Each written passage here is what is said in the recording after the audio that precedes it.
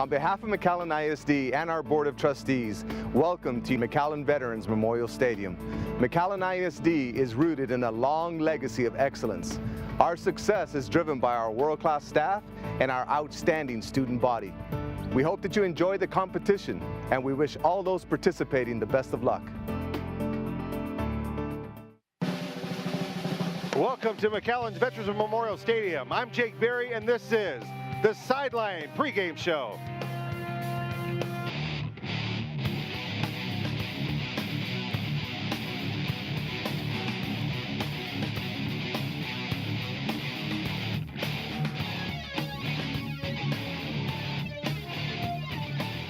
Welcome to the Sideline Pregame Show. I'm Jake Berry alongside Maddie Kaufman. Hi there. All right. Yesterday you had the green shirt on. I know, right? In row one. I know, right? Today you've got the Columbia, even though I say baby blue, shirt on, and you're going for Memorial. I'm going for Memorial, of course. My alma mater. Yes, I'm a fair weather fan, like what you said earlier, right? Yeah. I'm joking. I'm Memorial all the way. The Coyotes come in. We're playing Coyotes versus Memorial today. La Joya comes in with a 3-3 record. Mustangs with a 5-2 record. Yes. Maddie, what do you know? Just add a little knowledge to this. I know that I think Memorial's total offense, they average a total of 386.6 yards of offense a game. Majority of those coming from rushing offense. I know about.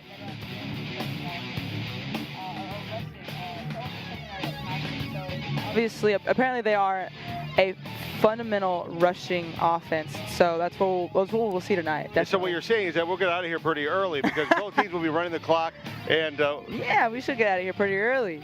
Now, two teams. McAllen Memorial is scoring at a tremendous pace right now. Yes, they are. Their offense is very powerful. Yes, they are. 35.7 points per game, whereas La Joya is just under 2 scores a game at 13.3. Yeah.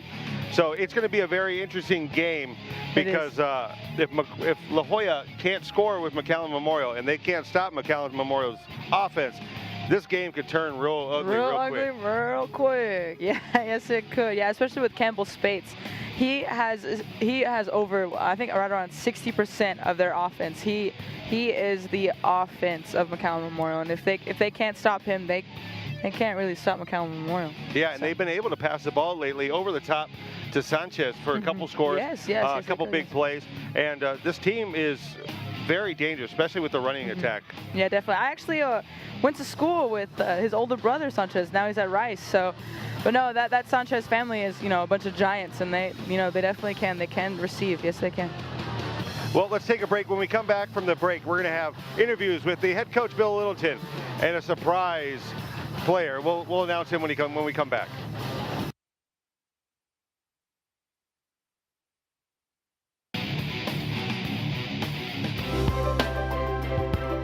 I want to be a pediatrician. I want to work with kids. I love kids. I teach a church class with kids, and I'm actually certified in phlebotomy EKG, so I know the medical path is where I want to be. The district has prepared me with a great AP programs. McAllen Memorial has a great AP programs, and the teachers there are great, so I feel like I really, they taught me so well, and I can carry that through college and carry that through my job as an orthopedic surgeon.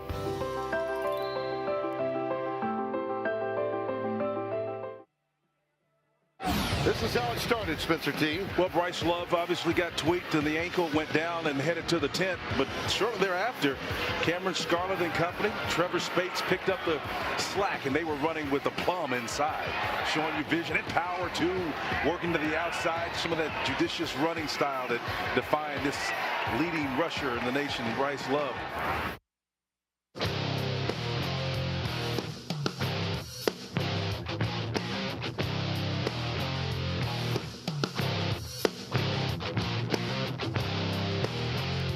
Well, there you have it. Another McAllen Memorial, another McAllen ISD Division I athlete. You know anything about being a D1 athlete? A little bit. I did run track for about 4 years at a D1 school, yeah. And I do know Trevor pretty well, so it's pretty nice. It's pretty nice to see young McAllen athletes striving somewhere outside the valley. It's rare to see, but it's a good sight to see. It is, Jake. Yeah, and him and Scarlett both came in for Love after he got injured and really put it to it.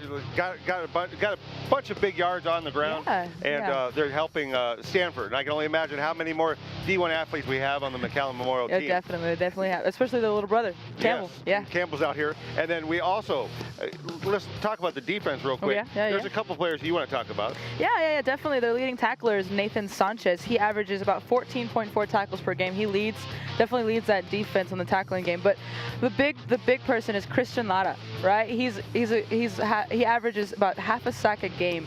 He's really. Didn't we get an interview on Christian Lara? Yeah, we did. Let's roll with that. Yeah, let's roll that. The main thing we're focusing on right now is on the QB, number 17. And that's one of their main keys of the guys that we need to be focusing on. They're not that bad. They have a good running back. They have a good offensive lineman. They're big. I think we just got to keep on working hard as a team together. We have a thing right now. We try to go to December football. That's our main goal right now. And we got to keep on going. We're going to keep on working hard together as a team. I mean, we got to go in there and we just got to go off and not stop. Non-stop. My goals for the season is just to get All-State, defensive like All-State, and just be a beast. I want to apologize on that. I want to apologize to Christopher myself. I called him Christian. It is Christopher. I'm so sorry, Christopher Lara. Well, I'm sure tonight he'll want to make his name known. Yeah, definitely. He'll probably have 1.5 sacks tonight. I know, right? Well, this game should be pretty interesting. You know, Bill Littleton has, and you've been around him for a long time. Coach Littleton is something special. He really is.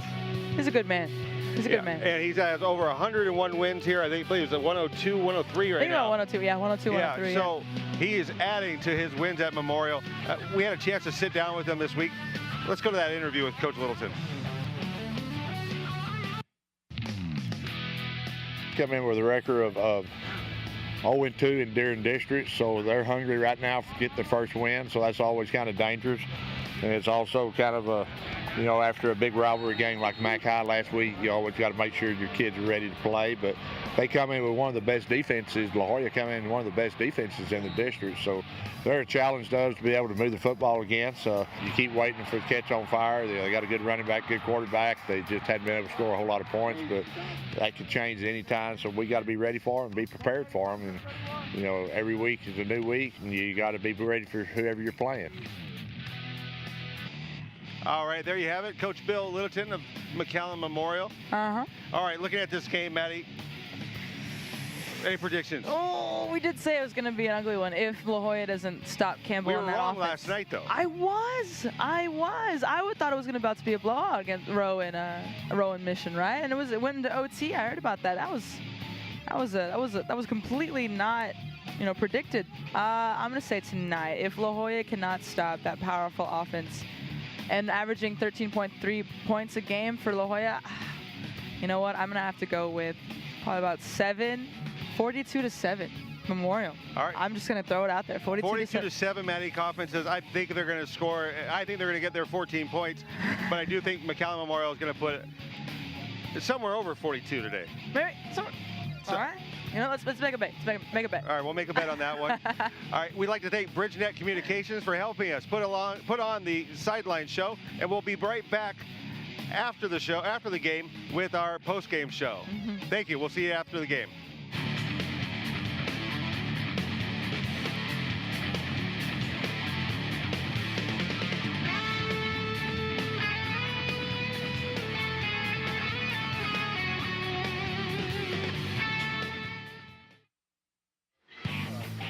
Here we are in the city of Palms, and it's another edition of Football Night in McAllen. Tonight it's the McAllen Memorial Mustangs Stampede that is in the house, ready to take on the La Joya Coyotes. Both teams have vaunted running games, and they'll be coming your way next, right here on Football Night in McAllen.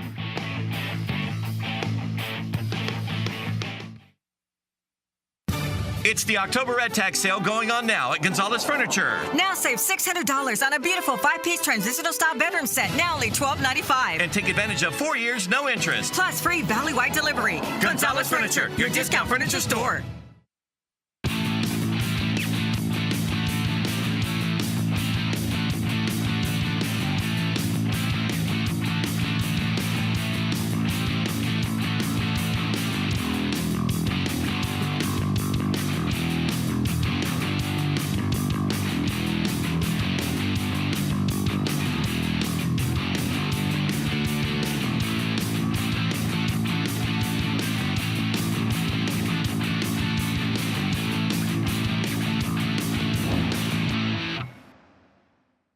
We're back here on Football Night in McAllen. I'm Mark May here along with Mario Reyna. And tonight it's McAllen Memorial taking on the La Joya Coyotes in district action. La Joya winless in district so far, looking for their first win. McAllen Memorial looking to stay undefeated and in first place in the district. And Mario, how do you see tonight's game with your keys? Well, we know that Memorial comes in here as favorites. And time of possession, I think, is a big key because we know the Mustangs will be on the field.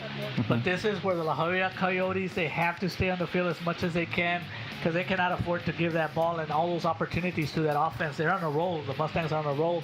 And like anything else, Mark, turnovers come into play, special teams and all that kind of stuff. But yeah, the Coyotes, that's their game plan. I was talking to the coaches early on, and they said, hey, we got to stay on the field. There's no way their defense can do the job against this. I mean, they're loaded right now, the Mustangs, as we know. They're scoring a lot of points in the last 2-3 games, so that's a big key. All right, so yeah, our keys there, and we talked about the special teams also. That's always dangerous. McAllen Memorial with 2 kickoff returns, or 1 kickoff return, 1 punt return for a touchdown this year. So we know they are dangerous on the kicking game as well. And for the Coyotes, they do have a stingy defense, only giving up a bit, maybe about 21 points a game, but they are going up against the #1 ranked offense. And that's the thing, and sometimes the stats are deceiving because you know that I think the Mustangs had the toughest schedule in the Valley at the beginning of the year. They played some real tough teams. Most of them are going to the playoffs. So, you know, they're going to get scored on. They're going to get run down. But, yeah, Mark, the La Joya defense comes in #1, and we'll find out if they are #1 tonight on defense. Yeah, McAllen Memorial taking on La Joya Coyotes. And we're going to take a break, continue with our pregame show in just a moment. There we see our 2 respective head coaches talking, Coach Littleton, Coach Farias. And we'll continue after this on Football Night in McAllen.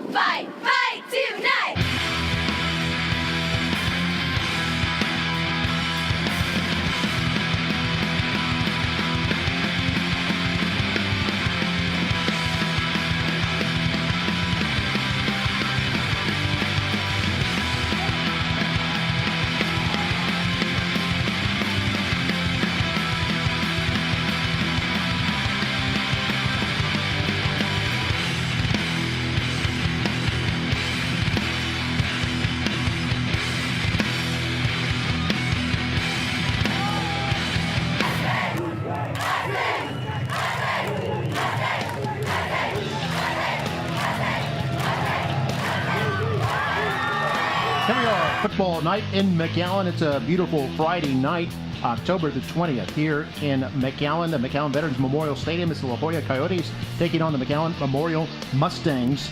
And the Coyotes, we listen to the alma mater right now for Memorial. The Coyotes, Mario, I know, back in the day, there was a time La Joya was a very strong team, but since they've expanded to 3 high schools, it's been kind of a tough hill for them. You're so right, Mark. I remember coming to this stadium, and when it was only La Joya Coyote, the whole stadium on the visitor side was packed up there. That's how much the tradition and the culture they had. But like any other school districts, once they split into 2 high schools and then 3, it gets pretty rough, and it has gotten pretty rough. That's what happened. But, Memorial's part of a 3 high school town, so we know that it can be done. You can get strong. And there we take a look at how they compare. Both teams rely on the running game, but you can see Memorial with over 300 yards average per game. It's just incredible. Passing, they pass only when they need to, but they will go play action once in a while to take a team off guard, averaging close to 400 total yards and almost 36 points a game. That's #1 scoring team in the district. For La Joya, you can see close to 200 yards rushing, about the same as Memorial when it comes to passing, but they're about 115 yards underneath Memorial's average. And then their points per game is only about 13.5. So definitely they'll have to cut that gap there. That's a big difference right there. 20-point difference in the scoring. As we see here, the ROTC unit is out there, and it's a little bit special tonight because usually it's the U.S. flag with the U.S. Marine Corps flag, but they've added the Texas flag here tonight, and carrying that Texas flag is Cadet Private First Class Benjamin Rodriguez. And he is a hearing impaired student. He's in the Regional School for the Deaf, which for high school kids, that's housed at McAllen Memorial. And it's a special privilege for him as they honor him tonight. as part of the color guard. And the color guard is all made up of seniors as well. And that is pretty awesome, Mark. It reminds me of the time when we had, remember Salvador Villa? It was He's a blind student who was in the ROTC. Blind student, and I mean, it was just amazing to see him out there, and he was right there stepping and doing his marching just perfect. You can hear the public address announcer, Celso Gonzalez, announcing that to the crowd here tonight as a kind of a special tribute to the Texas flag holder there, Benjamin Rodriguez. Benjamin faces every challenge with determination, displaying a strong sense of... And the Regional School for the Deaf is something unique to McAllen ISD. So we take a look at him right there, dead center. Look at how focused he looks, Mark.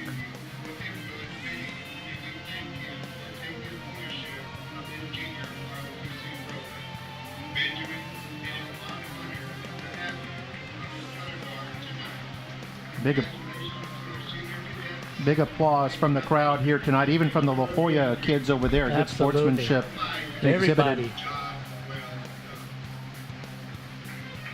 Yes, indeed. And yeah, the Regional School for the Deaf is made up of students who are hearing impaired from, say, from Mercedes all the way to Roma.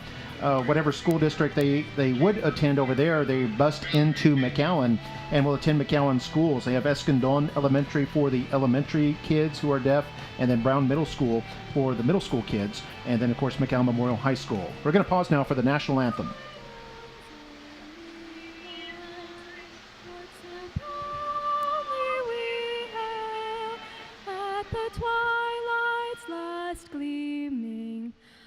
Stars bright and bright stars through the peril last fought, o'er the ramparts we lost were so gallantly streaming, and the rockets' red glare, the bombs bursting in air, gave proof through the night that our flag was still there. Oh, say does that star-spangled banner yet wave? Oh, the land of the free and the home of the brave.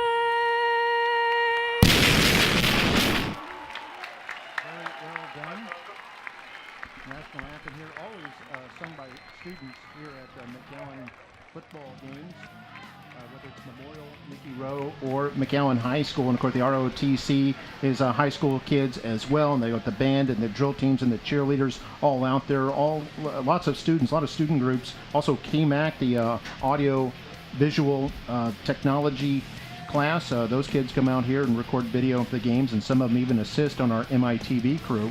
And so we're very proud of all these kids who participate in some kind of endeavor at all of our football games. And here we see the big C there for the Coyotes. And La Joya tonight coming in with a 3-3 record. They're 0-2 in the district. They lost their last two, which are both district games. They lost to Mission by 5 points, lost to Mac High, and a big one by 26 points. And you know, in the Mission game, Mark, from what I understand, they moved the ball. They just could not punch it in, and that's one of the reasons why they were not able to win it. And actually, they were ahead late in the game, but they gave up like an 85-yard drive, and that's why they lost to Mission. And then we see McAllen Memorial. They're getting ready to run out here onto the football field. McAllen Memorial, a lot to be confident about. They've won 3 straight games. They are 5-2 overall, 3-0 in the district play. They're tied with Mickey Rowe for first place in district. They can move a half game in front of the Warriors with a win here tonight. And here come the Mustangs. And they've got the middle school kids with them too. The middle school kids, football players running out there with them from Brown Middle School and from Cathy Middle School. And give them a couple of years and they'll be here, Mark. Yeah, a lot of future Mustangs out there. Brown and Cathy, they feed into McAllen Memorial. And all the teams like to do that. We saw at the Warriors game last night, they had the kids from their feeder schools who are here. They're watching the football game. And these kids will get a front row seat to watch the game as well over in the north end zone. Here's a look at our officials here for tonight. And we're looking at referee Andy Scott, a veteran, many years. Mitch Reinitz, Andy Castro, Freddie Martinez, and Joel Salas. Two of those guys there, Andy Castro and Freddie Martinez, are also basketball officials. So we know they're in good shape.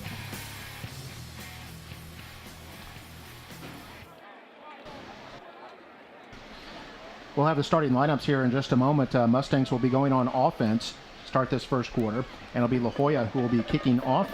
So we take a look at the backs and receivers for the Mustangs.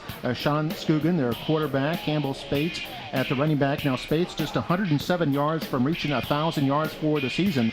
Cruz, Larson, Bazan, and Sanchez round out the crew as we look at the offensive line. An experienced group of 3 seniors and 2 juniors in Ricky Garcia, Escobar, Romeo Garcia making his first start tonight, Aaron Ramirez, and Nehemias Esparza. And we look at the defensive line. 4-man front, Danny Villarreal, Angel Ramirez, Brandon Garcia, and Leo Cano. And then the linebackers, Trey Pettis, Nathan Gracia is their leading tackler, and Ian Delgado. And then the secondary, Rolando Gonzalez, Adalberto Martinez, Abraham Suarez, and Javier Ramirez.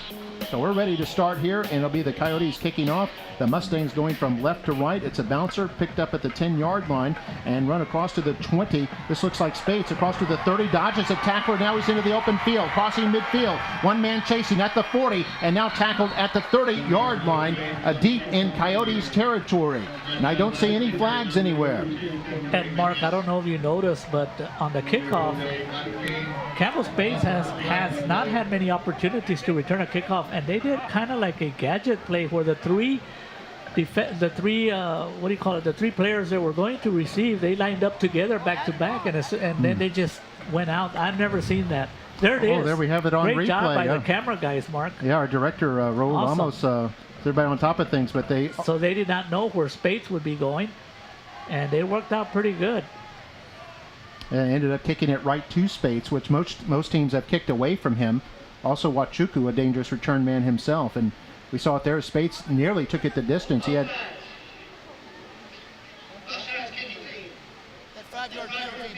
You take a look at the return, Mark. That's why teams do not like to kick it off to Campbell Spates.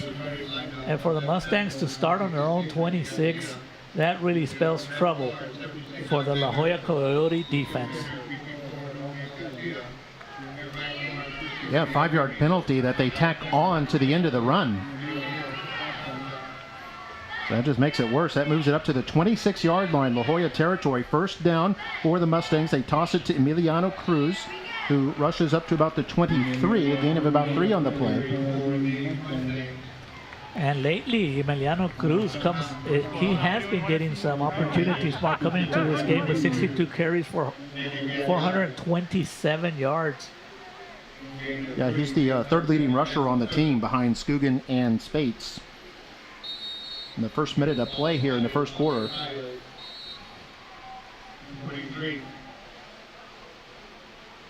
It's a 60-yard kickoff return by Campbell Spates a moment ago. That's our time.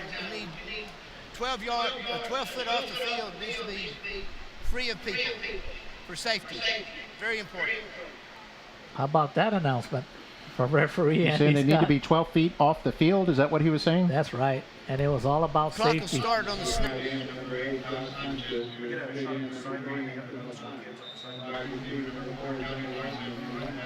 So it'll be second down. Referee Scott always looking out for everyone's safety.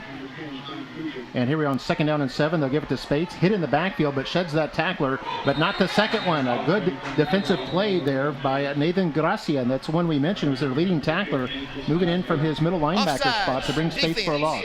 Unfortunately, Mark, it is a penalty against the defense, and the Coyotes are hurting themselves. They cannot afford any mistakes like this one, because that was going to put the Mustangs in like a 2nd and 15 situation, and now it's just going to be a 1st and about 5. Yeah, it'll be 2nd and about 2. 2nd and 5. 2 now. and the second penalty on the Coyotes. So wiped out a good play by Gracia. And on 2nd down and 2, they hand this off, and it's going to be short as Cruz is brought down, actually short of the line of scrimmage, I think.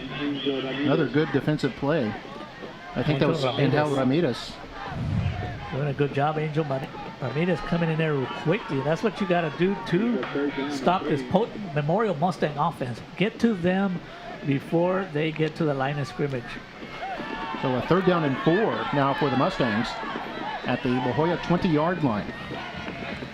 First quarter, handoff Cruz, big hole left guard, and wrapped up at about the 15-yard line, but that'll be enough to move the chains.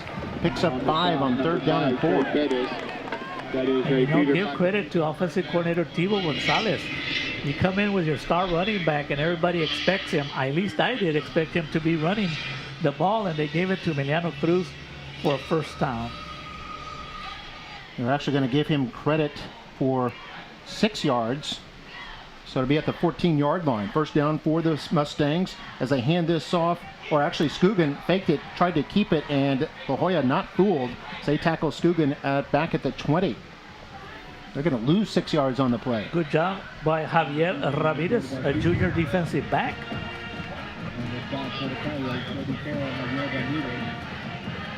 So far, the offense using Campbell Spates as a decoy. Spates had that big 60-yard kickoff return deep into La Joya territory. We'll see if the Mustangs can cash in, but right now facing a 2nd and 16 at the La Joya 20. Split backfield with Cruz and Spates. It's going to be play action, and being chased. Scugan flushed out of the pocket to the left side, throws it, it's complete. That's Nathan Bazan near the 11-yard line. And boy, what a golden opportunity by the Coyote defense, and they missed out on it. They had Scugan for a loss, but being the athlete that he is, Mark, he was able to avoid a sack and turn this play into a positive play. A rare miss by Nathan Gracia. And then we saw a hit there at the end by Ian Delgado just as Scugan released the football, but not before Bazan caught it. A 9-yard pickup to the 11-yard line, and it'll bring up 3rd down and 7. 9:09 to play in the first quarter. Opening drive, no score. They're going to unbalance line to the right side. They're going to toss this to the right, and now there's a whistle. And this will be against the offense. Or a timeout, Mark. For the play. Timeout. Yeah, they got a timeout. McAllen Memorial. Oh, a timeout called by Memorial. So Mustangs elect to call time on a 3rd and 7 play. So we see Spates come over to the sideline. 9:07 to go. And he started this game with 893 yards rushing, so 107 yards away from 1,000 this year. He could potentially get it. We'll go ahead and take a quick break. Be back in a moment. No score on Football Night in McAllen.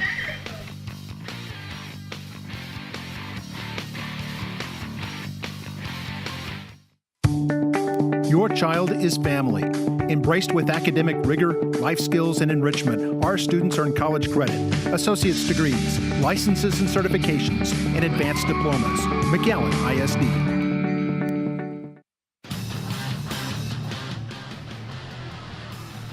We're back on Football Night in McAllen and Mark May with Mario Reyna. District action between the Memorial Mustangs and La Joya Coyotes. No score here in the first quarter. And the Mustangs with a 3rd and 7 at La Joya's 11-yard line. Shotgun snap to Scugan, and there's a whistle right at the start. Looks like there's another flag. What is going on? Offense. 5-yard penalty, still 3rd. This late in the season, these kind of penalties should not be happening. And I can assure you that Coach Lewis is probably not going to be happy. Lack of concentration. Yeah, especially coming out of a timeout when you have time to gather your thoughts and your focus. That'll move the Mustangs back, and they now have a 3rd and 12 from the 16-yard line. Come out with 2 receivers right, 2 to the left. Shotgun snap to Scugan, who's going to take off and run it. Has some room on the left side at the 10. Is hit, hard hit, and goes down at the 7-yard line. It's going to be short of the first down. They'll bring up 4th and short.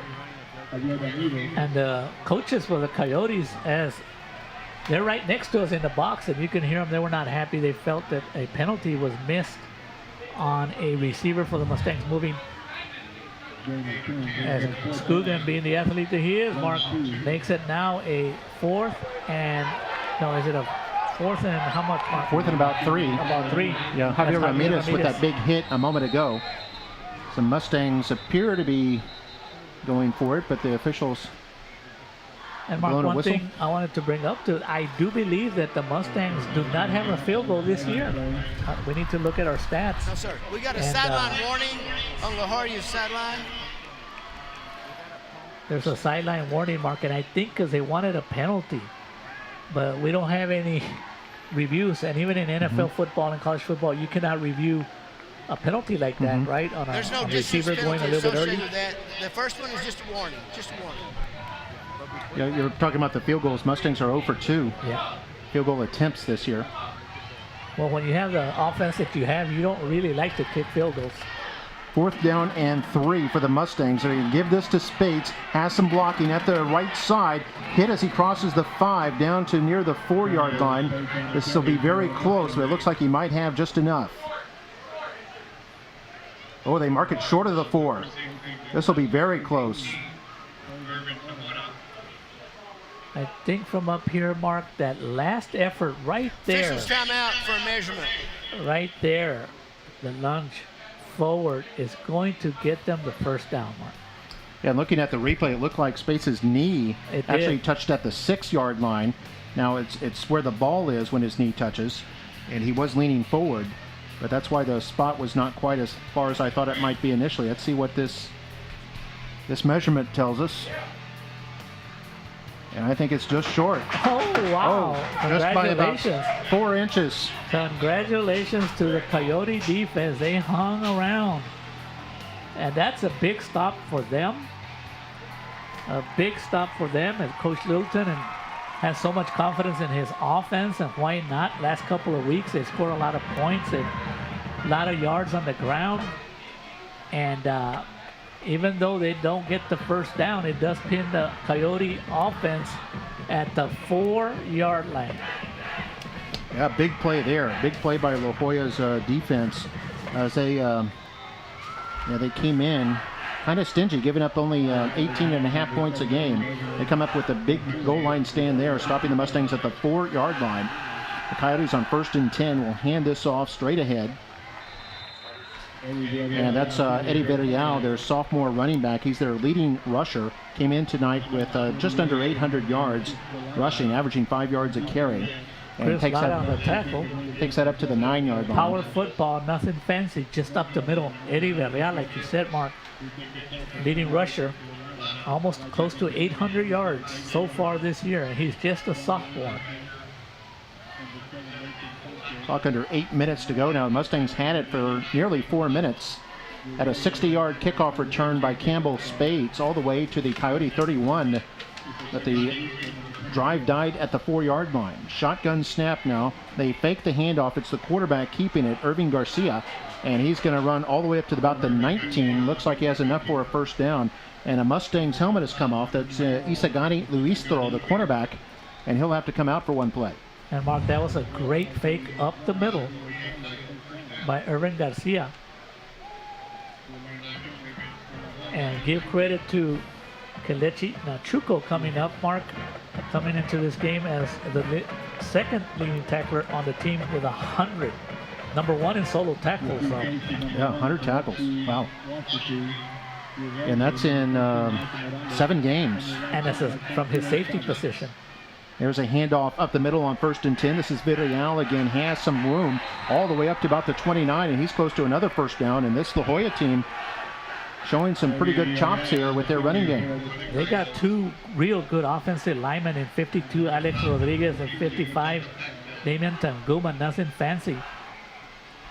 And everybody's told me, Mark, that even though Eddie Villarreal is just a sophomore, he does not run like a sophomore.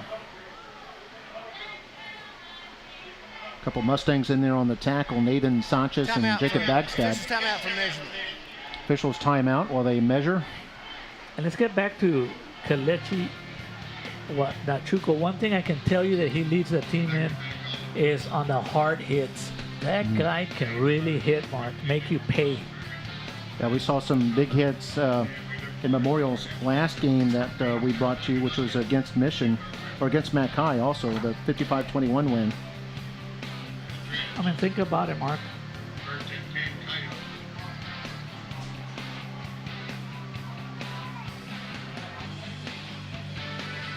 And as you saw in the measurement, it was just enough for a first down. Coach Ruben Farias, the head coach, and that's him there with the glasses. See, kind of trotting away from our camera there for a moment.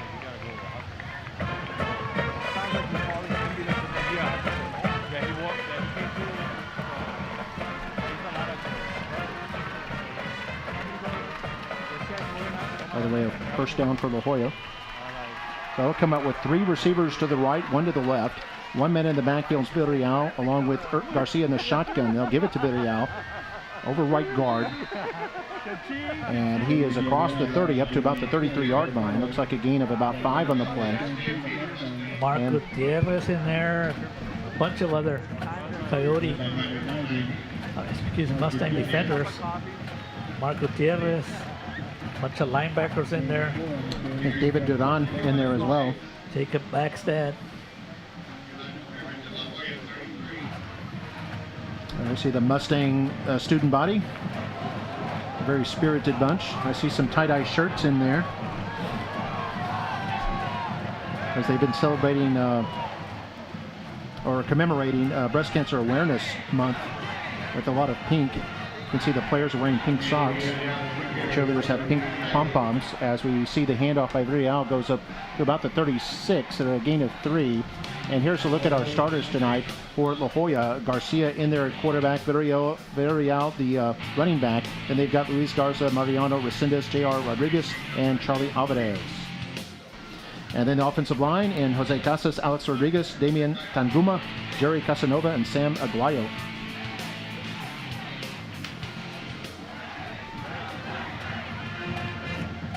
So 3rd down and 3 for La Joya. 5:05 to go in the first. High snap, but Garcia hands it off to Villarreal. Has a convoy, a blocker straight ahead.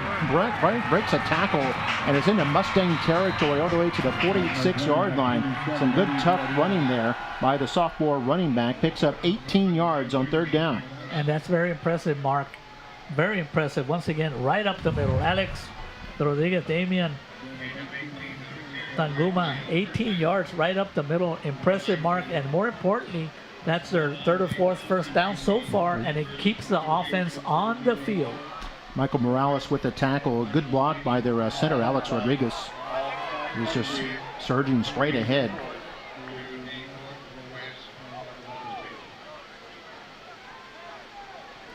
So 1st and 10 for the Coyotes at the Mustang 46. Here's a end around to J.R. Rodriguez. The ball pops out and the fumble recovered in the air. Looks like Duran. The Mustangs have it. Runs it back to the Coyote 49. And it's the defensive end, David Duran, comes up with the loose football and our first turnover here tonight. And we need to take a look at who was the defender that caused the fumble, Mark. Sometimes they don't get credit for causing the fumble, but this really hurt the Coyotes. They were on the roll. You take a look at the replay, Mark. And there, number 22. Ace Chavez. Ace Chavez, and he has a knack for doing those things, Mark. Ace Chavez got his helmet right on that football. Here's a big hole for Emiliano Cruz on 1st down into the secondary and all the way to the 36-yard line. A gain of 13 on 1st down. And what patience by offensive coordinator Thibaut Gonzalez. Want to run the ball up the middle, Mark, and when that starts to happen more often with success, it will open up the outside running game outside the hash marks. I see the replay. And the tackle made by number 18 on the play, Irvin Zamora. We'll talk more about him later. And here's a fumble as they hand off to Spates. Ball loose. And a big pile on top of it. No signal from the officials just yet. And I think the Mustangs must have got it back there. And there was a mishap on the handoff between Scugan and Spates. Spates never seemed to have control of it as we take a look at the replay here. The defender got in there real quick, Mark, for the Coyotes. And the ball's fortuitously bounced right back to Spates, who was already prone on the ground. And Spates recovered his own fumble. at Now the we 35. know why this Coyote defense comes in here ranked number 1 in the district, Mark. Mustangs actually pick up 1 yard there. 2nd down and 9. Handoff Spates again, trying to get to the wide side. And turns the corner a little bit, but he's brought down at about the 33. A good play there by Abraham Suarez. And I'll tell you what, Mark, from up here, you can tell that the Coyote defense is loading up the box. They're sending 7 or 8 defenders in there, kind of like challenging the Mustangs to throw the ball. If you want to beat us, throw the ball. We're gonna stop the run. That's tough to do. The Mustangs came in with 3 players averaging over 6 yards a carry. Scugan, Spates, and Cruz. Or actually 4 with A.J. Castro. Scugan rolls out on 3rd and 7 to the left. He's going to throw this, and it's caught for a first down. That's Ethan Bassan once more. And he's bottled up at the 22-yard line. A gain of 11 on 3rd down, and the Mustangs keep the drive alive. So they answer to the challenge there you're talking about, Mario, where La Joya's going to dare them to throw. And that's what they're going to do, Mark. Look at Scugan. After the throw, Mark, he took a shot right there by Ian Delgado. But Scugan is a gifted athlete, Mark. He can take those hits. He's a big kid.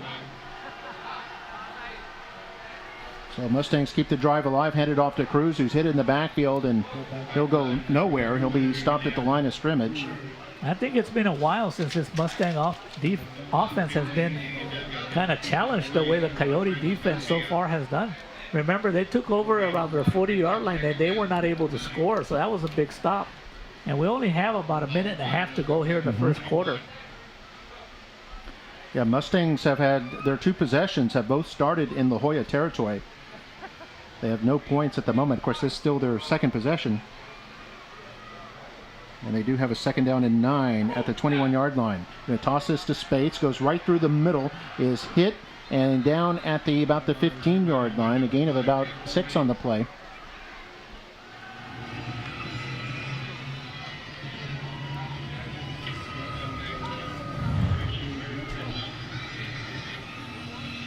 Coming up, number 18. Yeah, good hard tackling out there too. Last minute of the first quarter. 2 tight ends in there for the Mustangs. They toss this to Wachuku, his first carry, as he runs up to the 11-yard line. A gain of 4 on the play. You know, Wachuku we know plays defense, and he'll be all Valley, maybe even MVP all Valley. But he'll come in there on offense here and there and get you some tough yards. It has to be very difficult to be the defensive coordinator, Mark. Who do you prepare for? Yeah. Well, you know, when I said there were 3 Mustangs with over 6 yards a carry, I was off a little bit. There's actually 6 Mustangs with over 6 yards a carry. Scugan, Spates, Cruz, Almaguer, Castro, and Wachuku. Wow. So it's just impossible to stop these guys as they hand off Cruz, and Cruz is stopped cold right there at the 11-yard line by Gracia once again. Gracia. Expect to see him as a first-team linebacker, having a good game. That's the last play of the first quarter. All right, we've reached the end of one. It was a quick quarter. Both teams like to keep this ball on the ground, and the Mustangs are threatening right now as they're near the 10-yard line, but no score in the first quarter. We'll be back with the second quarter in just a moment. You're watching Football Night in McAllen.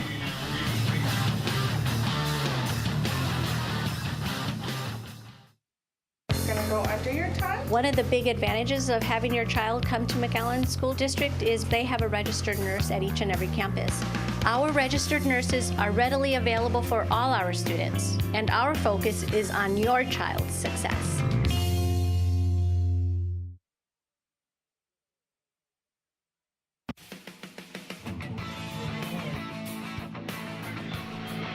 And welcome back for the second quarter of play. Coyotes and Mustangs. They're recognizing the boys and girls cross-country team right now here for McAllen Memorial. The boys cross-country team won their second consecutive district title, and both will be competing at regionals as Scugan, with the flag down, picks up the loose ball and takes off running. There's a kind of a fumble to center snap. Scugan picked it right up and took off forward all the way down to the 1, but there is a flag down. Before the play. False start. Both guards fire out early. How about that, Mark? Both guards fired out early. Fly out early. Thank you for the entertainment, Well, at least Mr. they were Andy Scott. At least they were in sync. Correct. But that'll move it back to the 16-yard line. Just started the second quarter. Mustangs at the 2nd and 15 now. And Scogan with 3 men in the backfield. 3-step drop throw over the middle, and it's incomplete. Trying to hit the slant route. Looks like it was intended for Josh Sanchez, the big tight end. And that's what you want to do, Mark, if you are on the defense. The Coyotes want the Mustangs to throw the ball. So bring up a big third down. We take a look at it. It was a little bit high. Close coverage provided by Abraham Suarez. So the Mustangs with 3rd and 15 now from the Coyotes 16-yard line. And they're going to toss this left to Spates. Spates tries to cut it inside. It's Wachuku, actually. And he's hit and stacked up at about the 10-yard line. He'll be well short of the first down. I think he got all the way to the 4, How did he get away actually. from? I mean, I thought they were going to get him in the backfield for a 4 or 5 yard loss, and then he just accelerated using his quickness.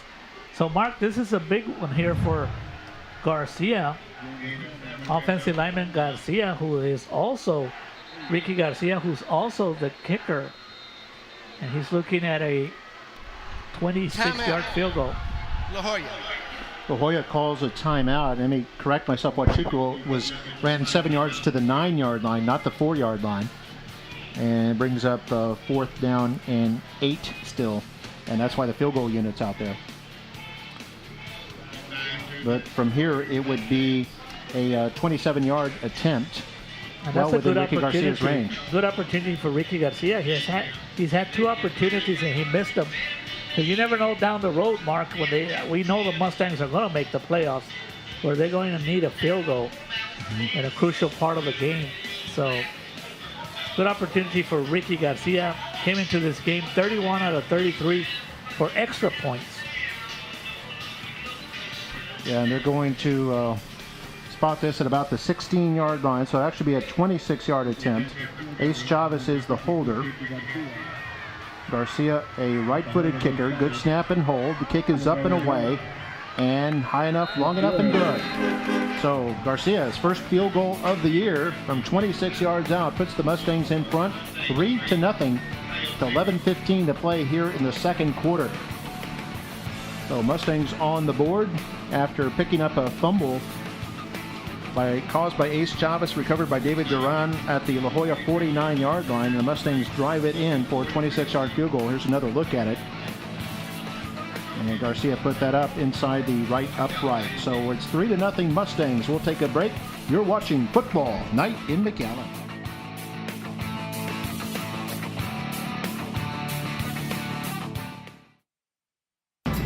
We love a good game, but here at Bogus, we don't believe in games and gimmicks when you're buying a new vehicle. Just real deals, friendly service, and fair prices. It's better at Bogus, in Harlingen, in McAllen, and always at bogusford.com.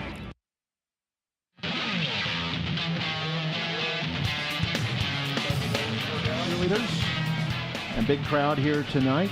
The Mustangs and the Coyotes. A nice cool weather tonight as well. We've finally gotten out of the September, all that humidity that we had from leftover from the summer. And it's a nice cool night for football here tonight. Mustangs lead at 3-0 off a 26-yard field goal by Ricky Garcia. And here's the kickoff. Garcia kicking it deep. And it's all the way into the end zone. A lot of adrenaline surging there after his first field goal of the year, and it goes out for a touchback. It'll be La Joya's ball at the 25-yard line. Well, La Joya, some impressive numbers there on their first drive. 50 yards rushing. They didn't throw the ball in the air.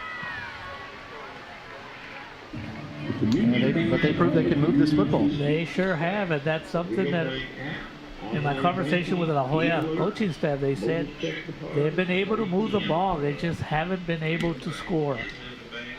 And once they find that, it's a young team. It's a young team. Their future looked bright. So you take a look at Coach Littleton. Coach Bill Littleton there on your left in his 14th season head coach of the Mustangs, won his 100th game as Mustangs head coach earlier this season. That was against Weslaco East.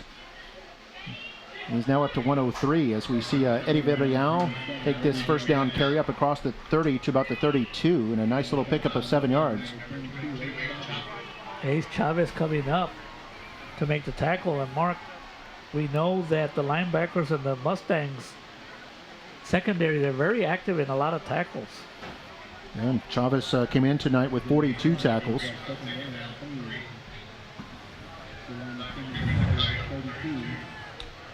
And we see the replay there. You don't mind if the linebackers are making the tackles, but when you're having your safeties and defensive back, that means that's not good. It's usually at least a 5-yard gain. So 2nd down and 3. They'll hand off Villarreal. Villarreal hits, spins his way forward up to about the 34. Mustangs got some penetration there. Were able to hit him in the backfield, slow him down a little bit, hold him to a 2-yard gain.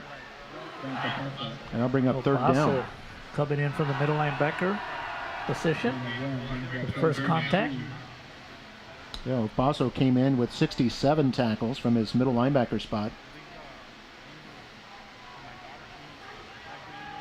So 3rd down and 1, actually 3rd down and closer to 2. As we're under 10 minutes to go here in the 2nd quarter. Mustangs up 3-0.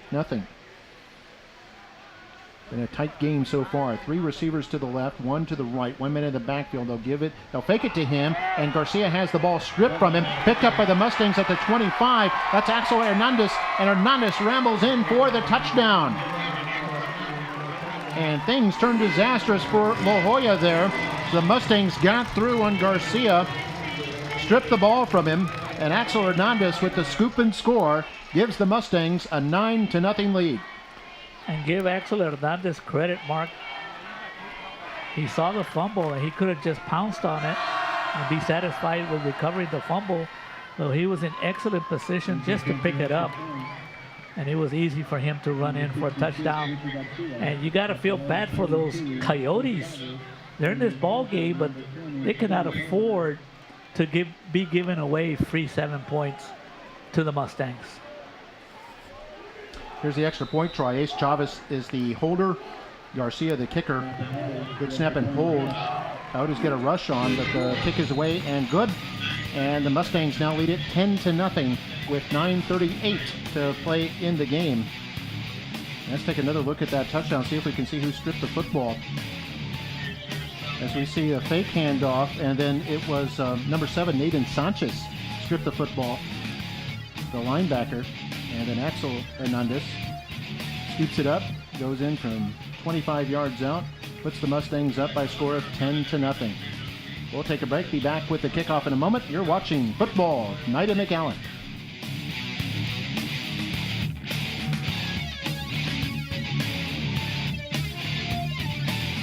At Rio Bank, our goal is to help you grow and prosper with the right financial tools, quality customer service, and banking done with honesty and integrity.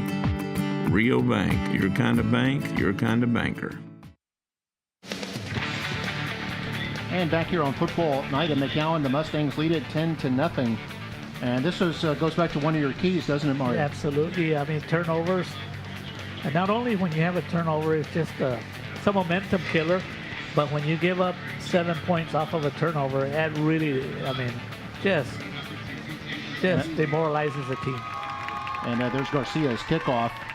It's going to be a long line drive back to about the 7-yard line. It's going to be returned here up past the 20, hit and upended at the 25. That was Jerry Milan. A spirited return.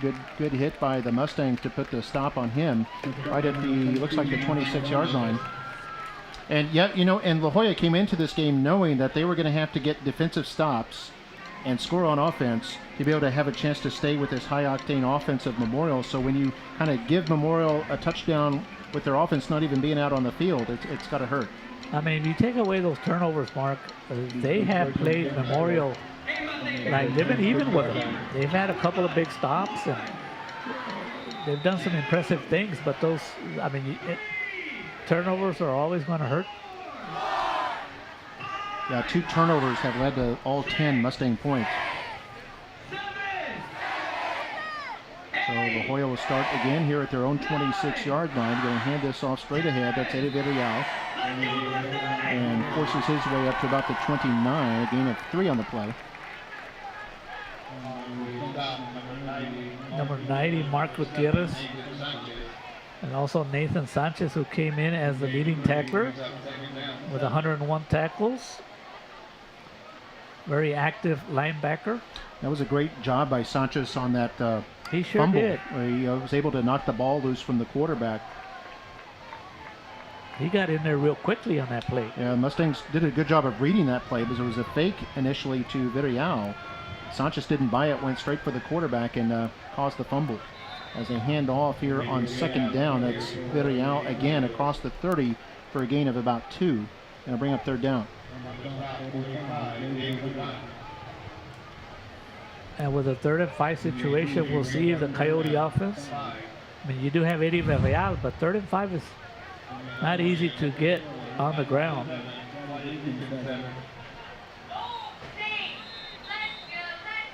Play clock at 15 seconds. They have to call a timeout. Yeah, a timeout here called by La Joya. Not sure why. La Joya. They want to talk things over, facing a 3rd down and 5. Just want to be sure they keep this drive alive. At 8:19 showing here in the second quarter. And we'll take a quick break. Be back in a moment. You're watching Football Night at McAllen. Mustangs up 10-0.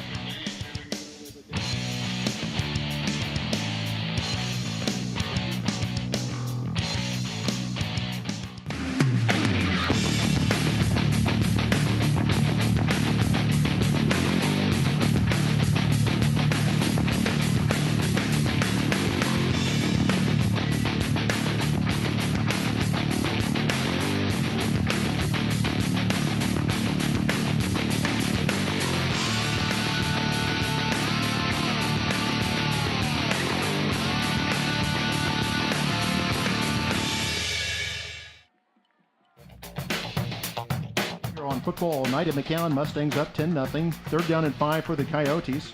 And the Coyotes going to pass it for the first time, and this is caught by Robert Torres.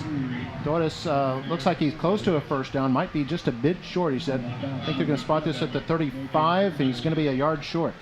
Good job again by Nathan Sanchez and Ace Chavez making sure that they gave the pass, but they made sure a sure tackle.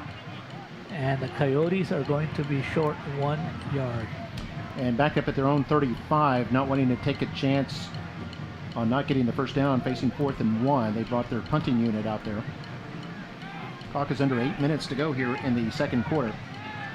We see Ace Chavez back to receive. And the punter's going to be Isaac Ochoa. There's a whistle. The play clock at 0. This might be delayed. For the play, delay on the offense.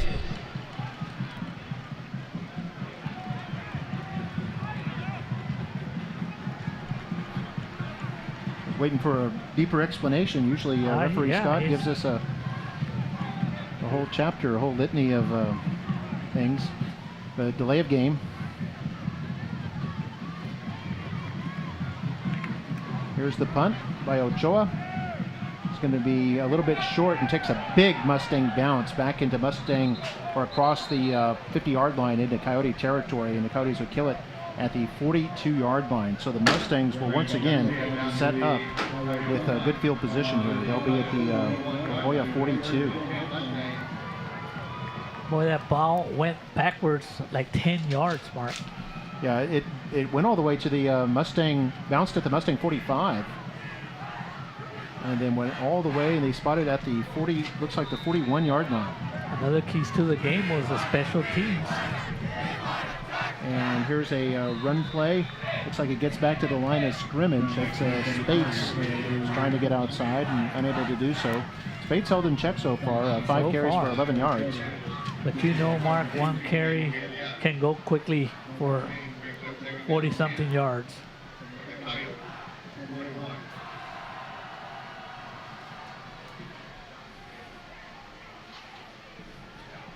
All 3 Mustang drives tonight, or excuse me, this is their 4th drive, They've all started in La Joya territory. Good There's a handoff play. to Cruz, and Cruz ramped up, hit behind the line of scrimmage, and goes nowhere. Great defensive play by Alberto Martinez. They're sending them in, Mark. There's a lot of blitz coming all over them. They're not hesitating to take those risks because you know that there's a high probability that the Mustangs will be running the ball most of the time. They're sending the players in there. Also, Danny Villarreal.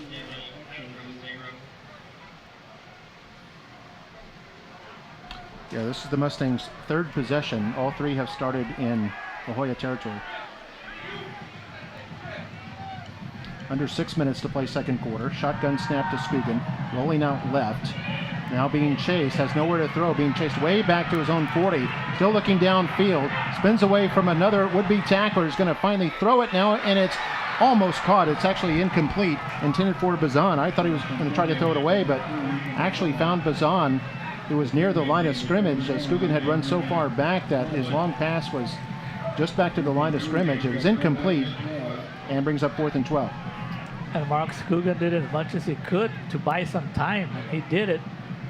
But because he was going backwards, it was probably better just to throw it away and not risk a interception. Yeah, he did throw that into a bit of a crowd. So we take a look at the replay, and is making like Donovan McNabb back there, just doing everything he could to keep himself alive. And here's the first punt of the night for the Mustangs. This is Ricky Garcia. Kicks it deep. It bounces at the 10.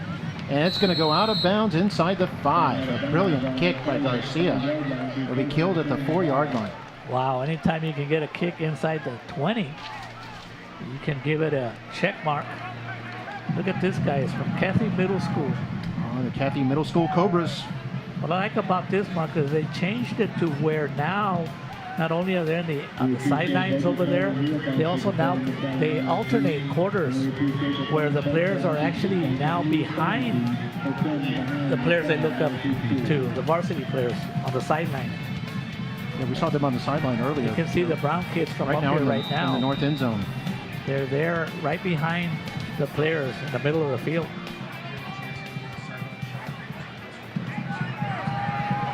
Here's a big hole here for Villarreal. Turns this one outside across the 10 up to about the 12-yard line. A pickup of about 8 on the play.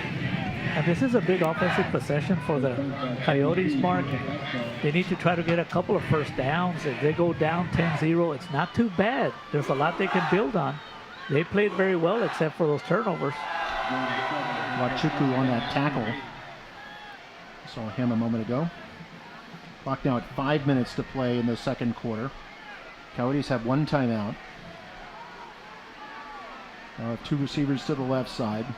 Villarreal in the backfield with Garcia in the gun. Handed off at Villarreal straight ahead. Has some blocking as he crosses the 15 up to about the 17-yard line. And it'll be enough for a first down. Nathan Sanchez again on the stop. Ace Chavez.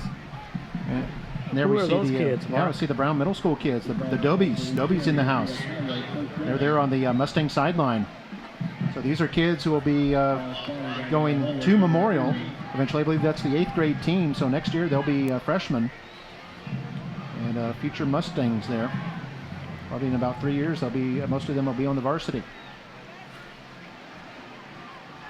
And here's a handoff to Villarreal. Villarreal hit big, boy, just like a locomotive. I have not seen that, Mark. That tells you how good this kid, Eddie Villarreal, is. He actually, it's usually Wachuco that's giving out the pain, but this time they ran over Wachuco. Look at that, Mark. Yeah, Wachuco used to delivering the big hits, not receiving them. Backstad also in there on that tackle.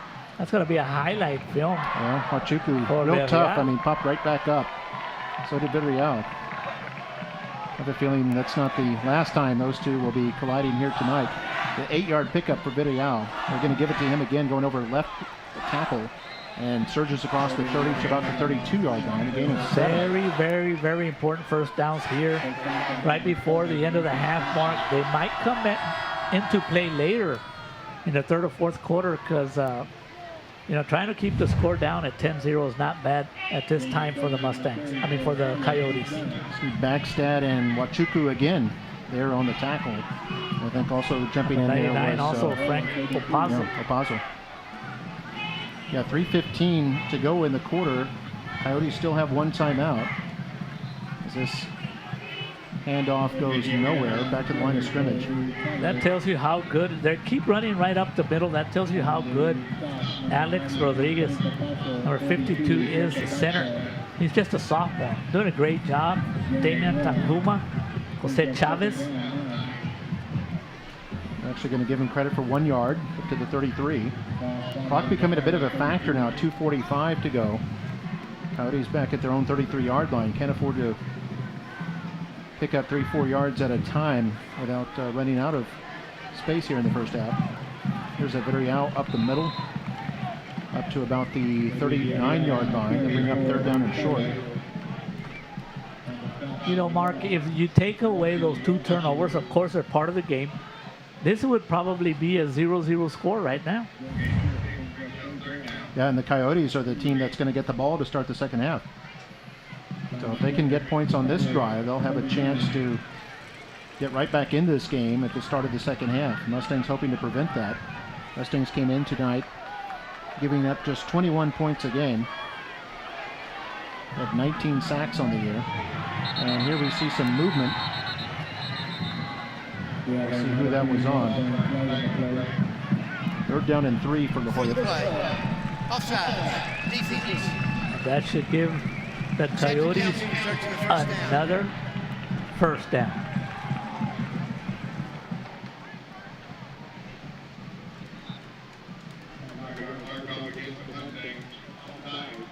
So that'll give La Joya a first down. 5 yards. And the clock running at 1:43 to play here before halftime. We'll have to see. La Joya will have to put it up in the air here at some point. Mustangs put 4 on the line of scrimmage. They hand us off. Big hole for Villarreal at right guard. Across midfield to the Mustang 48. Another 8-yard pickup. Boy, those guys up the middle, offensive line, they're having an all-district night, Mark. And now we have a timeout. Wachuku in there on the tackle once again.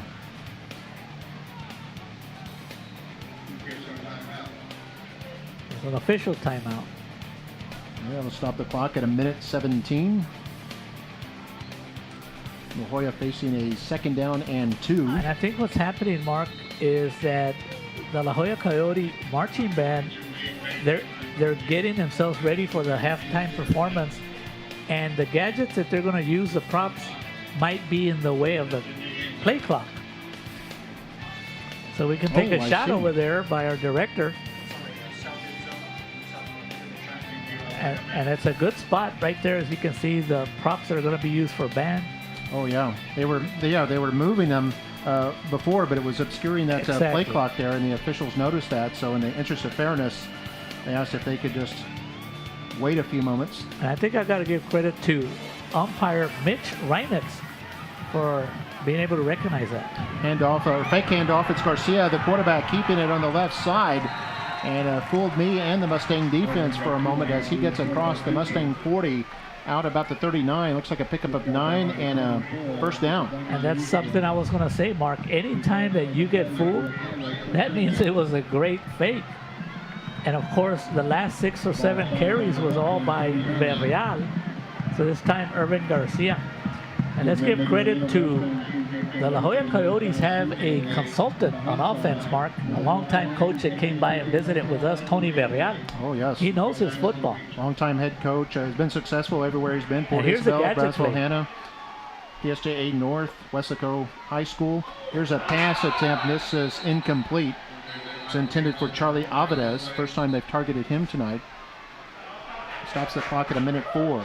And there's going to be a penalty on the Mustangs, another 5 yards. Defense. That's a 5-yard penalty. We'll replay first down.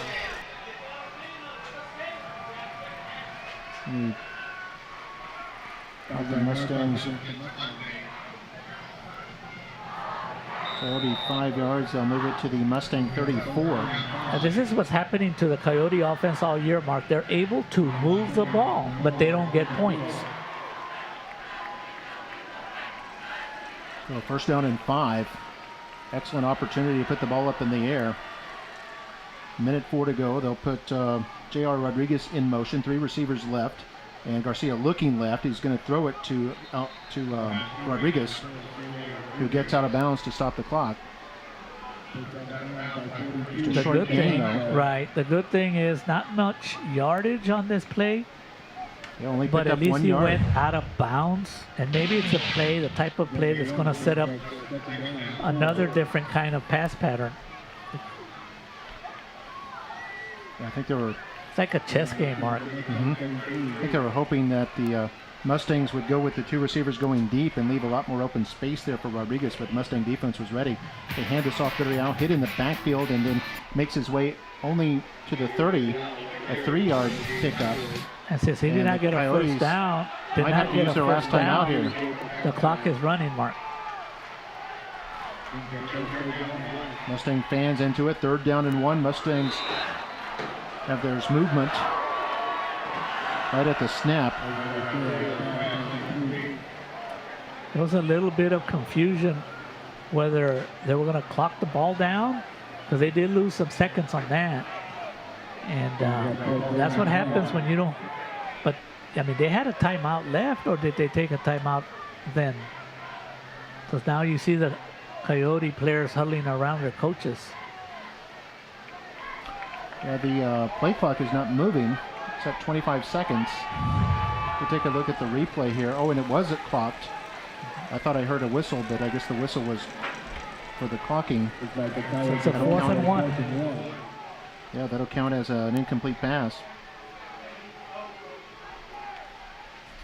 So here they go, 4th down and 1. A Mustang appears to jump offside. They're going to throw this over the middle, incomplete. Pass intended for Robert Torres. There's a flag. Another the flag is going to give him an automatic first down.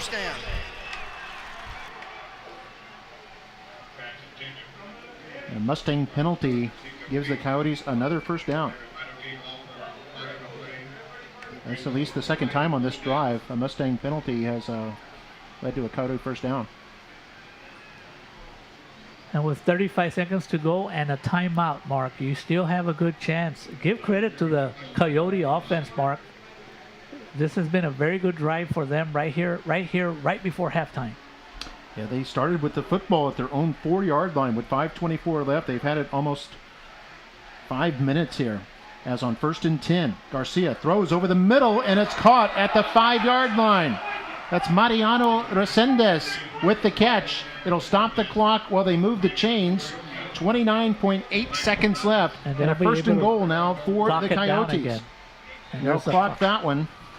And that'll make it 2nd and goal. Stops the clock with 25.9.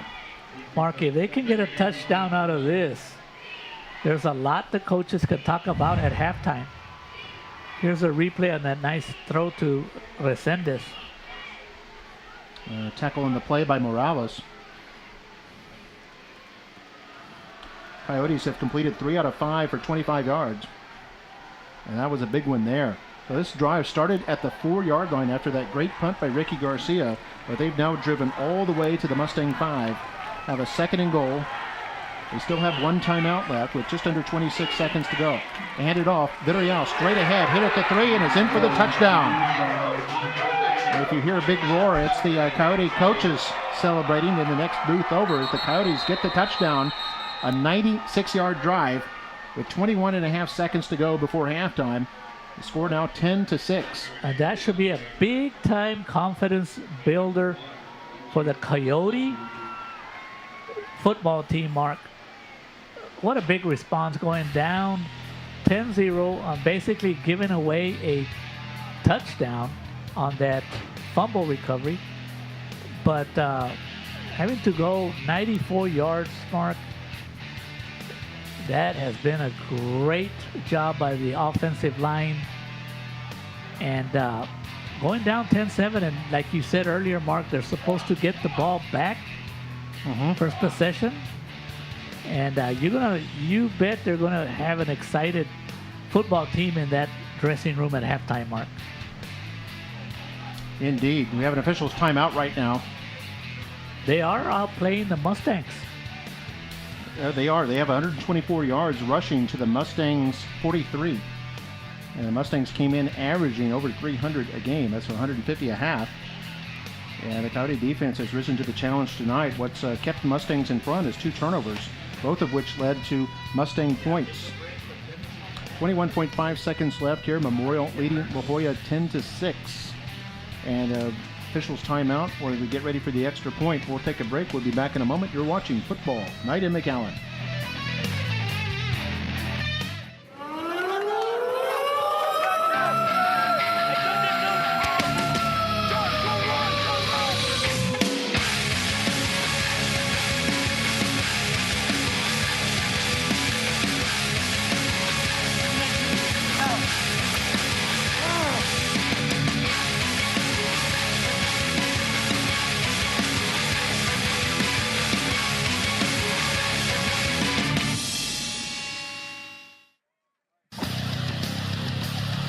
And we're back here on Football Night in McAllen. We'll take a look at the replay of that touchdown with Eddie Villarreal going in from 5 yards out for his 5th touchdown of the season.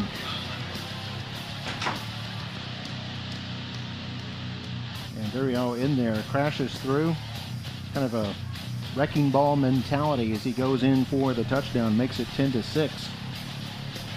They're about to attempt the extra point. Mariano Resendez is the holder. I'll give you the kicker's name in a moment. Here's the snap and hold. It's up and away, and it's good. And the Coyotes now have 7 on the board. The kick good by Sergio Jimenez. And the score is the Mustangs 10 and the Coyotes 7. Just over 21 seconds to go here in the first half. And we'll take another look at the touchdown. Handoff to Villarreal. Nothing fancy there. They just like to crash forward, smash mouth football. And the Coyotes are on the board. We'll take a break. Be back in a moment.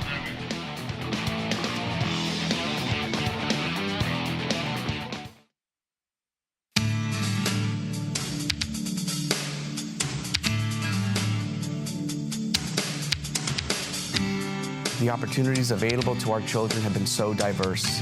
Academically, socially, it all has been so wonderful. MISD has surpassed our expectations, and we are excited to be a part of the district.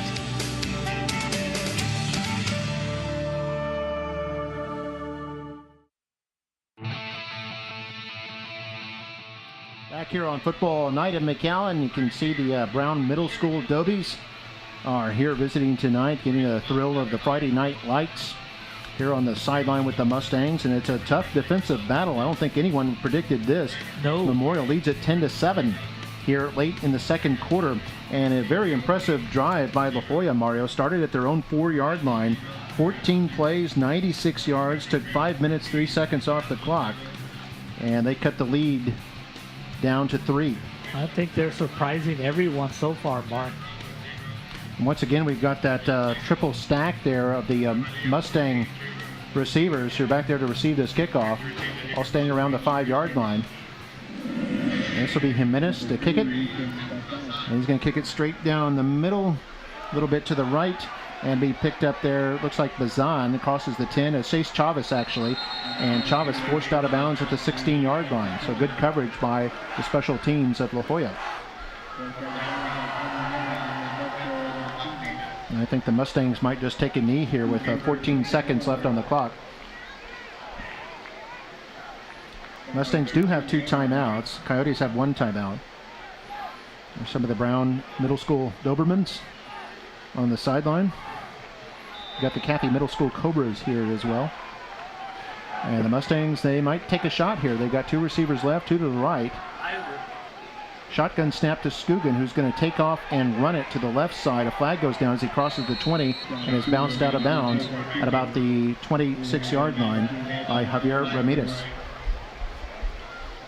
I think also Trey Pettis, number 5, getting in there on that play.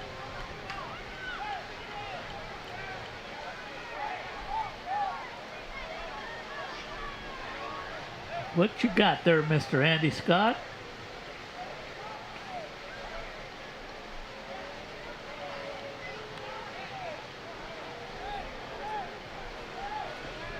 Coming up at halftime here, we'll have the Coyotes Marching Band and the Mustang Marching Band. They'll both be marching on Saturday at Pigskin.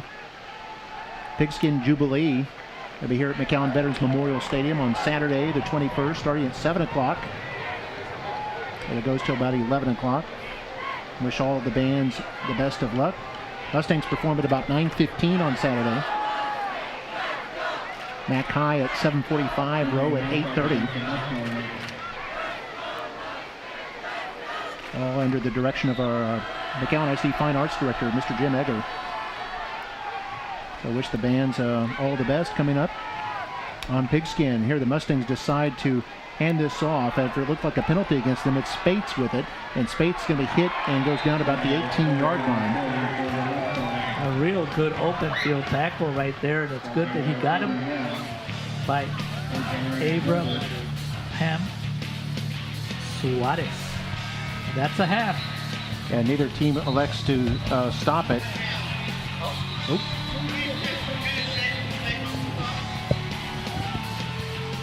Somebody did call a Recognize the timeout. timeout with 2 seconds on the clock. Please put 2 seconds on the clock. Well, we do have a timeout, Mark. Timeout, McAllen Memorial. We're going to see what kind of play you can get in 2 seconds.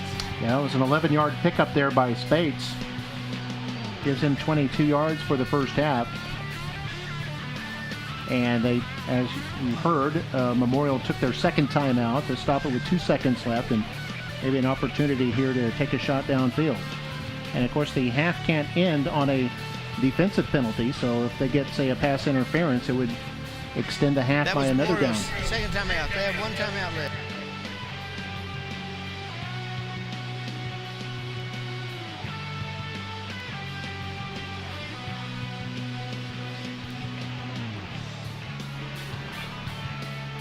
So we'll see what the Mustangs decide to do here. Mustangs How about came a into Hail Mary? Mustangs came into tonight 3-0 in district. Coyotes 0-2.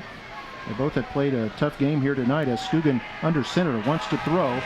There's the horn. He's going to take off running. Has a lot of room up the middle, across the 30, now to the 40 in the open field. Now they've kind of got him cornered at midfield, and they're going to bring him down there at the Mustang 49. So that'll look good in the stat sheet, but it brings the half to a close. And at the break, it's Memorial 10, La Joya 7. We've got our marching band coming up. On the offense. Declining that penalty results in end of half, end of quarter. All right, we're at the end of the half, and we'll have the marching bands coming up. We'll also have some halftime stats in our second half of action. All that coming your way here on Football Night in McAllen. Our halftime scores, the Mustangs 10 and La Joya 7. Here's a look at some of the first half highlights as we go to break here on Football Night in McAllen.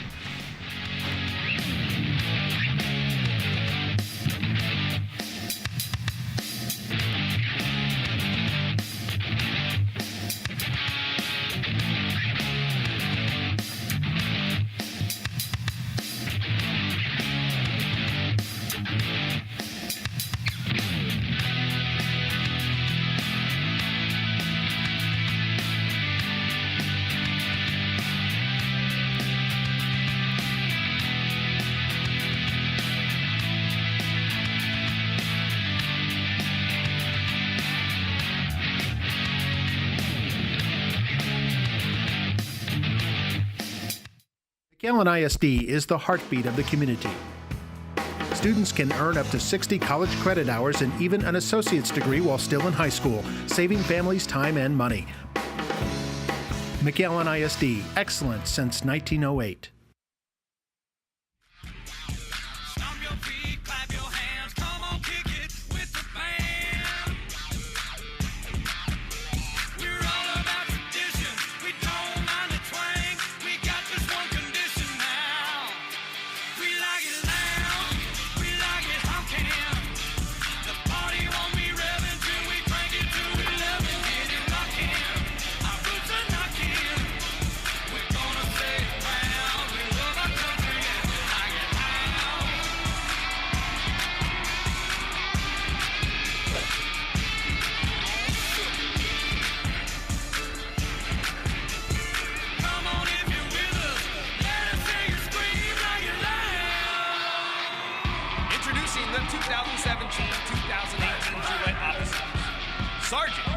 Marcela Herrera.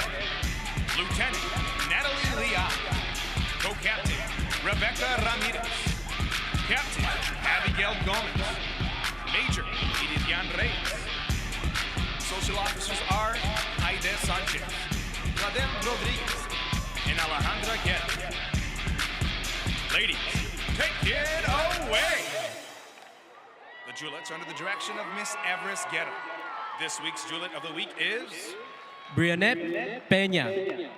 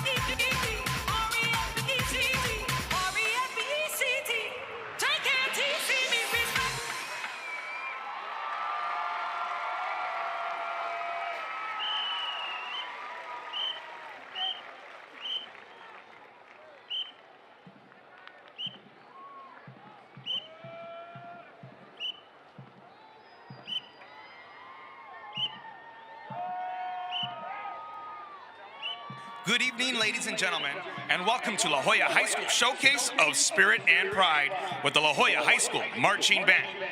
Tonight, the band will be performing a portion of their show titled 1964 Play Ball, a tribute show to the 1964 La Joya High School State Regional Baseball Championship team. Featured soloists this year are Luis Viveros, Maribel Torres, Ana Trevino, Elmo Garza, and Isaac Garza.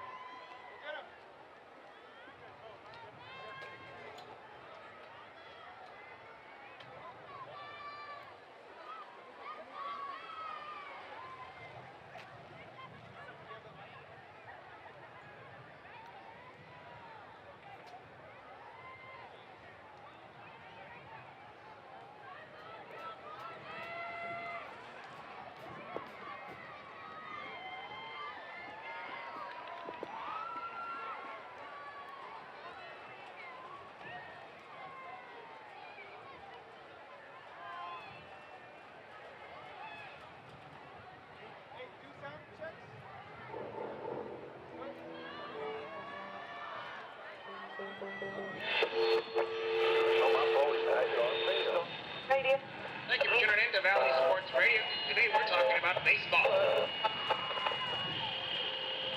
Today's big story is about the La Joya Coyotes. Last year, in 1963, they moved the state regional championship game and fell short, losing in a heartbreaker to Sharks Cibolo. This year, Coach Leo Garza and his ball club will be seeking redemption, trying to get back to the state regional championship game.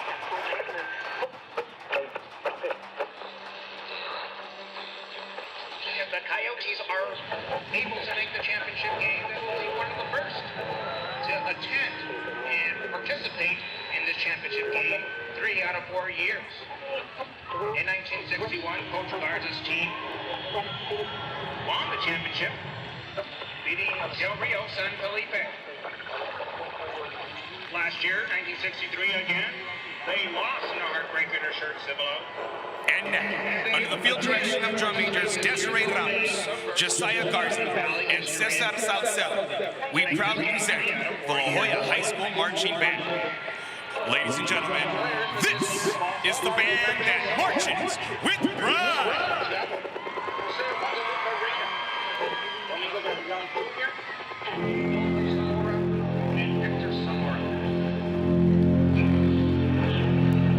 After last year's embarrassing defeat, some say La Joya didn't deserve to be in the championship game.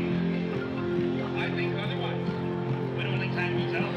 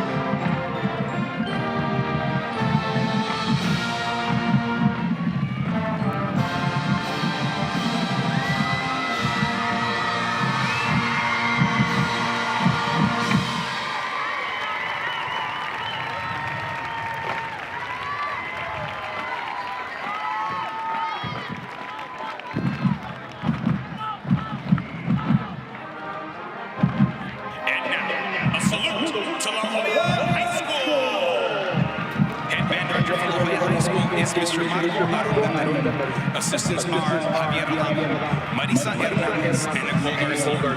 Color guard director is Miss Amber Guerra. Color guard assistant is Miss Liza Ramirez. La Joya High School principal is Mr. Antonio Cano. Head administrator of Fine Arts is Mr. Ruben Rivera. Superintendent of schools is Dr. Alda T. Benavides.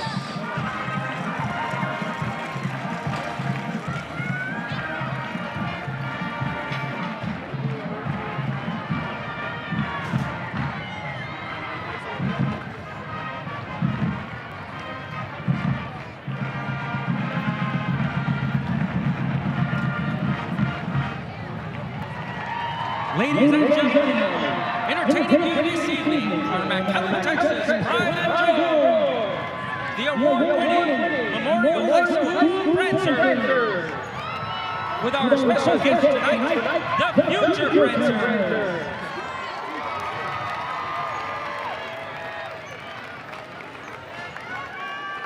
The Prancer officers are Sergeant Hannah Bagstad, Lieutenant Ismet Montelongo, Captain Vanessa Cavazos Osuna,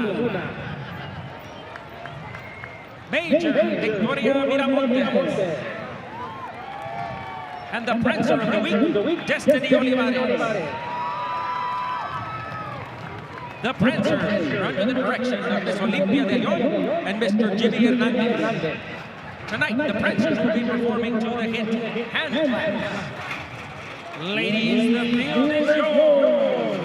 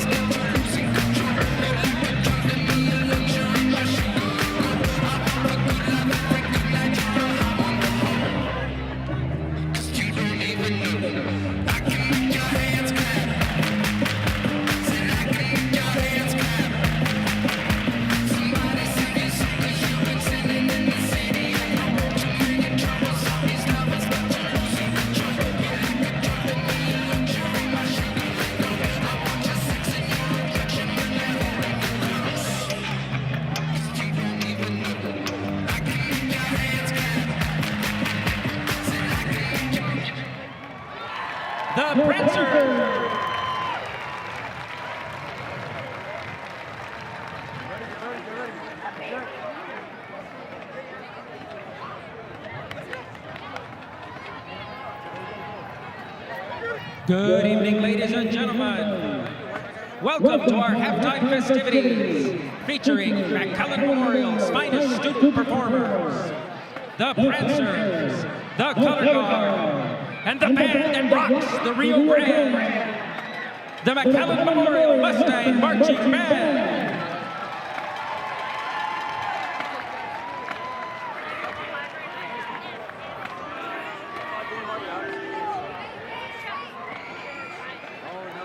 This season, the Memorial Mustang Band will be presenting their four-movement UIL pigskin show entitled Exploration. The music of Bjork and Dvorak. Soloists this evening are Matthew Rivera, Brandon Cortez, Nick Basan, and Edgar Torres. Saxophone duet soloists are Jose Silva and Michael Cisneros. And now, under the field direction of senior drum majors Carissa Garcia, Alexandria Rodriguez, and Angeles Silva, we proudly present the McAllen Memorial Band and Exploration.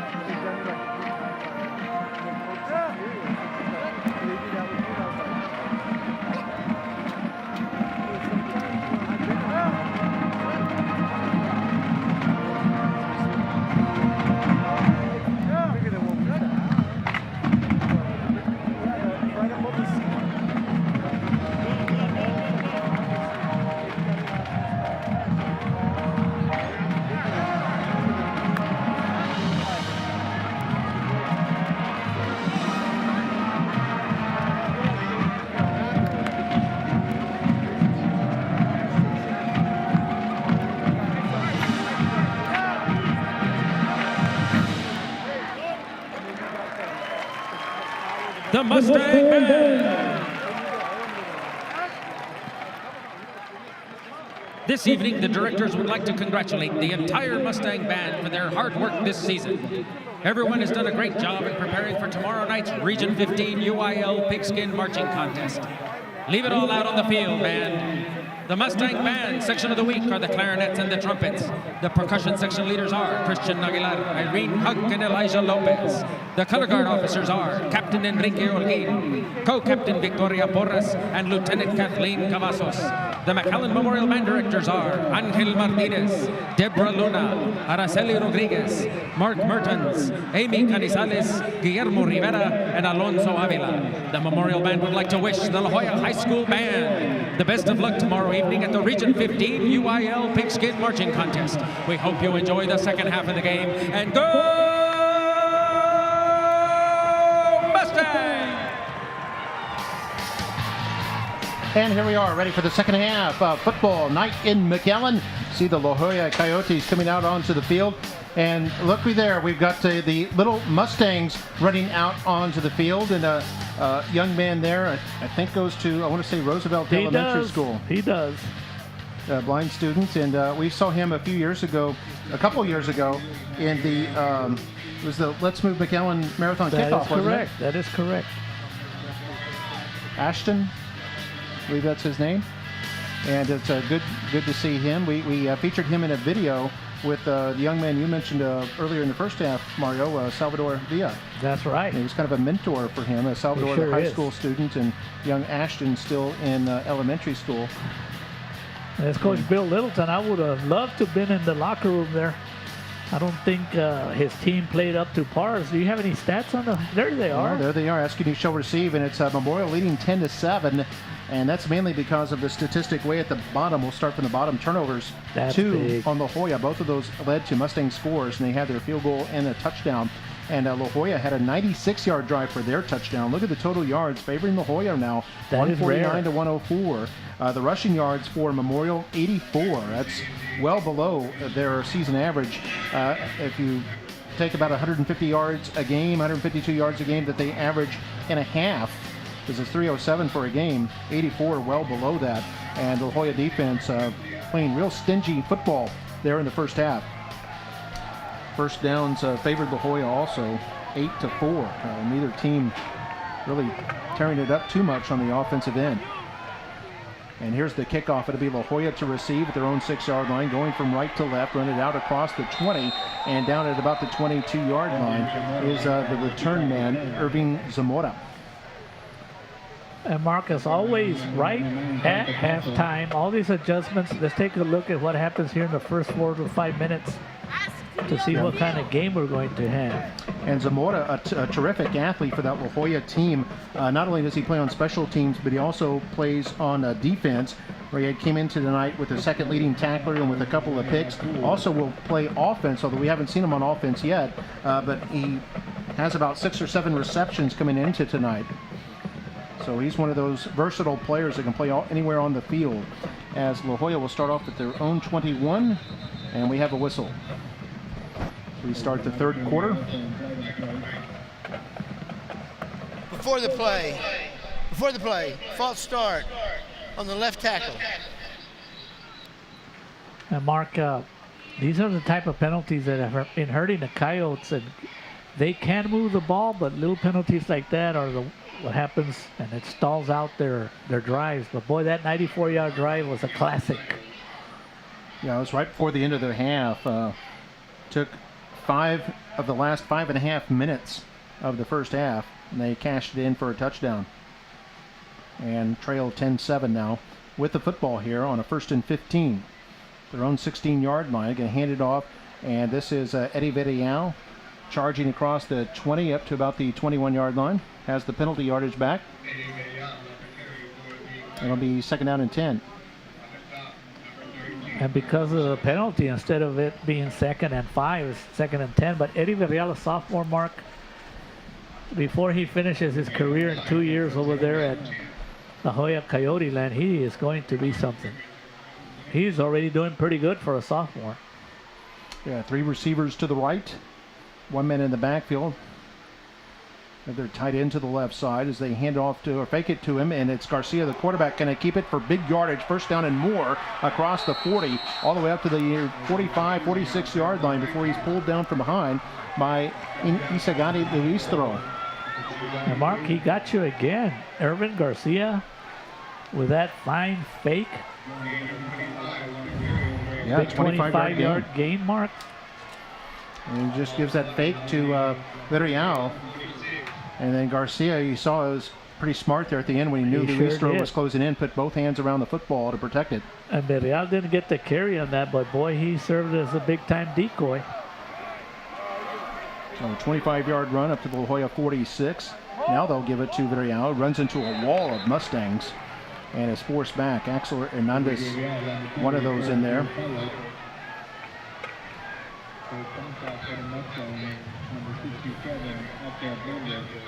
And it's a loss of 2 yards. We take a look at the also replay. Helping out was Mark Gutierrez. It almost looked like there was a fumble, but he was able to get it back.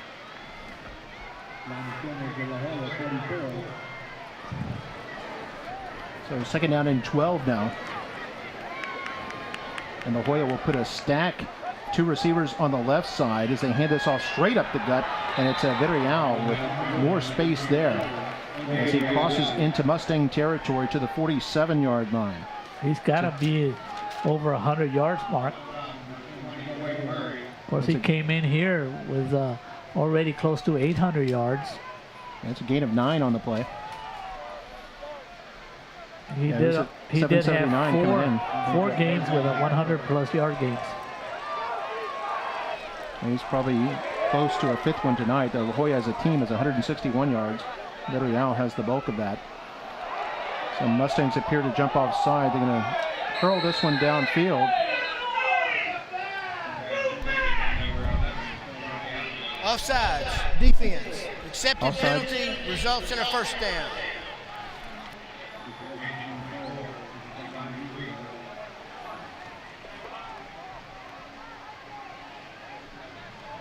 That's a penalty against the Mustangs. As you saw, they had jumped offside, and La Jolla had a free play. And they get a first down out of that. That'll move the ball up to the from the 43-yard line. That's the 7th penalty on the Mustangs. So first and 10 from right there. Play action. Gonna throw it over the middle. Man is wide open, caught at the 25, and then is tackled as he runs inside the 15 to about the 14-yard line. Terrific play there made by Arnold Ordaz. Just a sophomore running back. Boy, it looks like this La Jolla offense has that Mustang defense on their heels. They don't know what's coming. They don't know it's Villarreal up the middle. And the success of Villarreal up the middle opens up everything, Mark. Especially those fakes that you already had on Irvin Garcia. And it's also opening up the passing game. Ace Chavez with the tackle. 28-yard pickup there. And get the ball all the way down to the Mustang 15-yard line. First and 10. Going to hand it off to Villarreal. Hit in the backfield. Spins his way forward all the way up to the 10-yard line. Just bounces off players like a pinball and picks up 5. A good job by Irvin Garcia, quarterback. It was a high snap, was able to secure it. There you see it on the screen. And Villarreal turning in a play that should not have gained any yards into a positive 5 yards. Yards after contact, Mark. Yep. Luistro and Nathan Sanchez, I think, they're in there on the tackle. They have it 2nd and 5 now at the 10-yard line. Clock at 8:02 to go here in the 3rd quarter. La Jolla has not led in this game. The 2 receivers right. They hand off Villarreal. Oh, and a big hit right at the line of scrimmage. That was Chris Latta. Wow. Latta featured on our pregame show and came in with 58 tackles tonight, and that was a big one right there. I don't know how Villarreal did not fumble, Mark. I don't think Villarreal expected a hit that early. As Latta did a good job to fend off the offensive guard. Yeah, ran into a solid wall of one man and Chris Latta. Lost a yard on the play.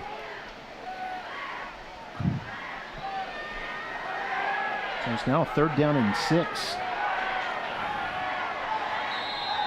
La Joya 2 for 5 on 3rd down. Looks like they're going to take a timeout.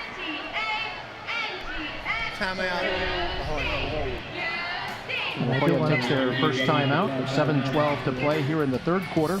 Memorial up 10-7. Did want to mention, Mark, that Chuco is not playing defense at this time, so we hope he's doing okay. He is in the huddle right now, but he's not playing defense. So our score is 10-7. Memorial in front. La Joya facing a 3rd and 6 at the Mustang 11-yard line. We'll take a quick break. Be back in a moment on Football Night in McAllen.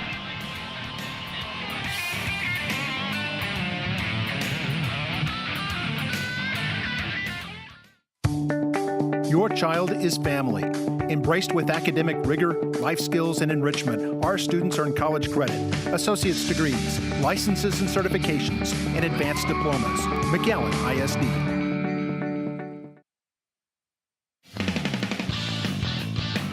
We're back here on Football Night in McAllen. They're showing a little tribute on the scoreboard right now to a former Mustang great, Trevor Spates, the older brother of Campbell Spates. Trevor now a sophomore at the University of Stanford. They had a big game last week against Oregon. Had 8 carries for 61 yards.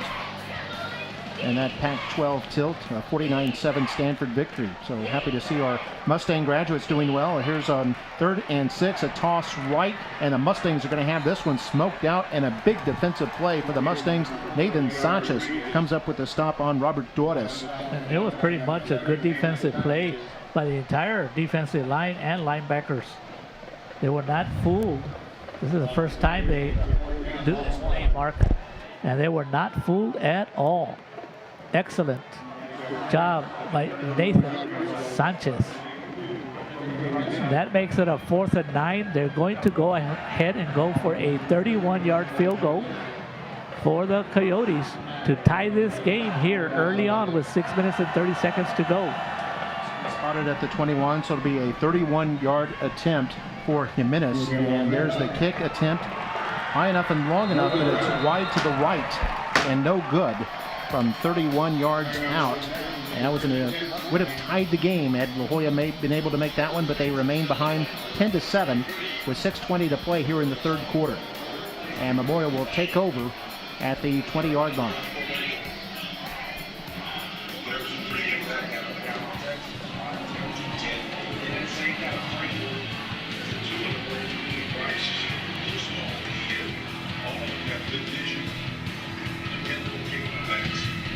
And we see the replay. And back to action now. Memorial will take over at their own 20 with 6:20 to go here in the 3rd quarter.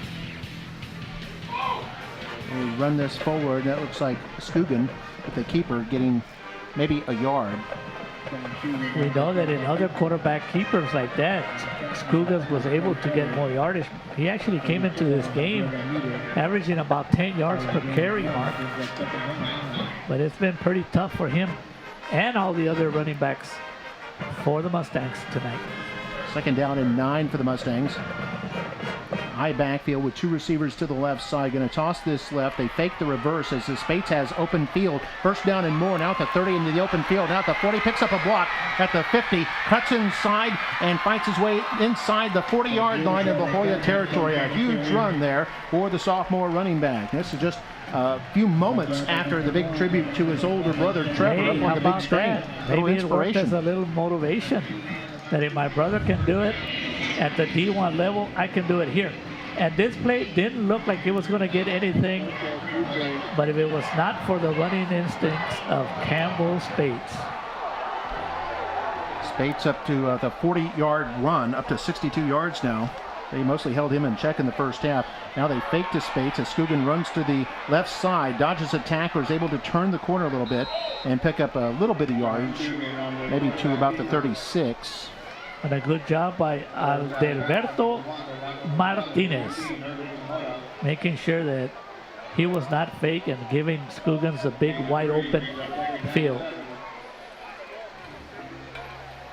That stops the clock at 5:11 to go in the 3rd quarter. And La Joya had the football for 5 minutes and 40 seconds, almost half of the third quarter. Ended up missing a field goal. Now Memorial with their first possession of the second half. As Scugan under center, 3-step drop is the ball comes loose as he throws it and comes down into the hands of one of the Mustang players. That was Emiliano Cruz, the fullback, who was lying flat on his back. I think, and the ball just happened to fall right into his breadbasket.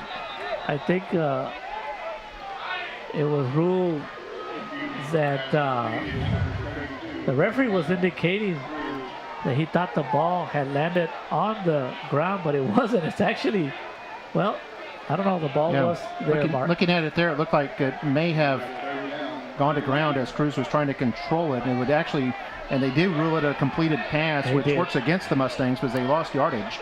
Back to the 42. Here's a Spates on a sweep to the right side, has some blocking, cuts inside at the 30, turns on the afterburners at the 20, 2-minute beat at the 10, and down to the 5-yard line. One man pulls him down from behind to save the touchdown. That was Heriberto Garza. If not, Spates would be in the end zone right about now. Well, you gotta love the instincts of Spates, Mark. Very patient. Take a look at this replay. Following his offensive lineman, number 76, Alexander Escobar. And then at the right time, he accelerates. What a tough running back. And like you said, Mark, give credit to number 80 for the Coyotes, saving the touchdown. 38 yards gives Spates exactly 100 yards as Scugan tries to quarterback sneak forward, surges all the way to the 1-yard line. They'll bring up 2nd and goal. Well, this Coyote defense is ready for everything, ready for Scugan. He's done that all year, and he usually gets 5 yards out of this. But let's see who had the tackle. It looked like Nathan Gracia. They actually spot him at the 2-yard line, and it brings 2nd and goal from there. Scugan will be under center. Double tight end, handoff to Cruz. Straight ahead over the goal line. No signal yet. Now. And I think they're going to say he was short. I think he's short. Yeah, they put him down inside the 1. We had the horn go off. But and it's no touchdown, and that mess up right there is by our announcer. Celso Gonzalez gave him a touchdown before the officials gave us a touchdown. And a good call. He is down. Good call by the officials, Mark. As we take a look at, wow, look at this replay. Look at the knee right there. Excellent call by the might officials. Be a good job there. Scugan on 3rd and goal will surge straight ahead, fighting his way forward, extends the football, and now it is a touchdown. The Mustangs had to fight for every inch, but they get the touchdown. And the Mustangs lead it now 16-7, and now the horn can go off. Well, it actually went off earlier thanks to Celso Gonzalez, who, by the way, recently had a birthday.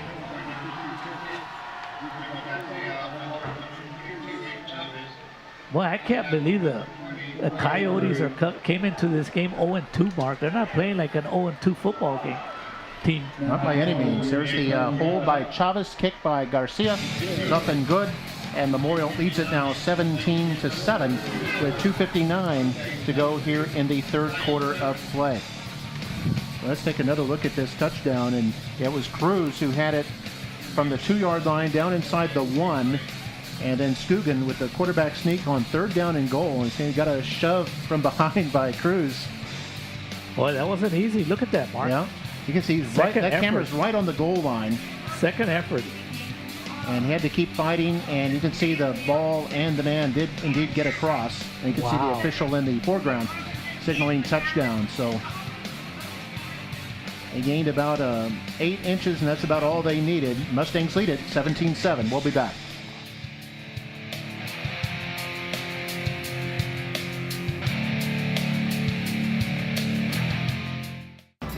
We love a good game, but here at Bogus, we don't believe in games and gimmicks when you're buying a new vehicle. Just real deals, friendly service, and fair prices. It's better at Bogus, in Harlingen, in McAllen, and always at bogusford.com.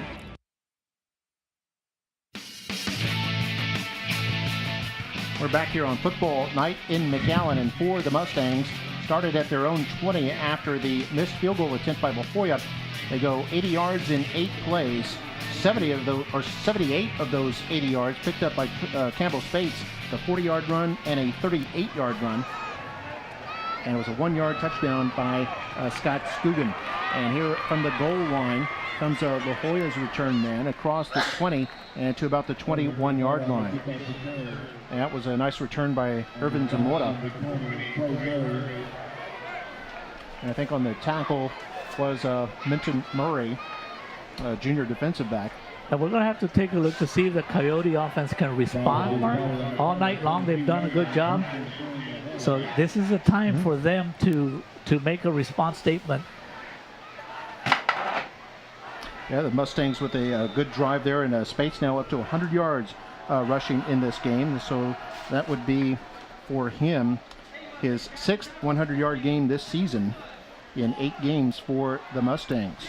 I'm going to be joined here by our superintendent, Dr. Jay Gonzalez, here right after this play. As a snap to Garcia, hands it off to Villarreal. Villarreal off the right tackle spot all the way up to about the 30. He's close to a first down, picks up about 9 yards there.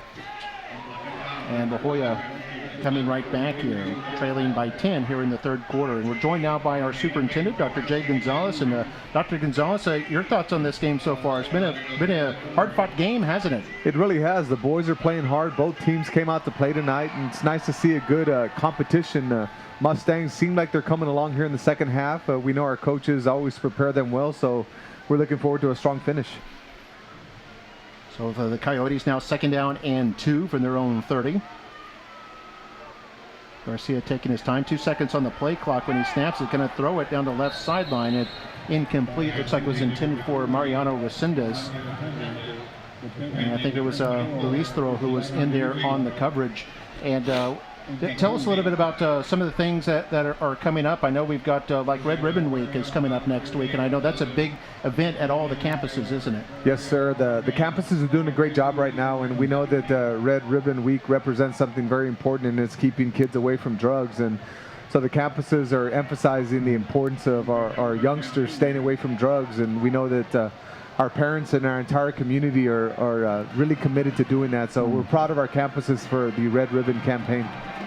And there we have a fumbled snap there as Memorial surges in. No signal yet. It looks like Villarreal was able to fall on it, but they'll lose yardage back to the 25. And that'll bring up a 4th down. So that was a 3rd down play. You can see things just went awry there. And we have Red Ribbon Week going on, and I know also in October we have a Breast Cancer Awareness Month, and all of the high schools really involved with that. And they had a real nice kind of production here before the game tonight, didn't they, for Memorial? I will tell you, Mark, that was a very, very emotional production there. I had the opportunity to speak to a lot of our cancer survivors and some of their family members, and such a beautiful, beautiful little ceremony we had at the beginning for something that's near and dear to our hearts. So. Oh my goodness, a fumble on the punt. So Chavez had a little trouble with it, had it stripped away, and it's picked up by La Joya's Aaron Acevedo. First turnover of the evening for McAllen Memorial. So they'll have to face a little adversity here in the third quarter.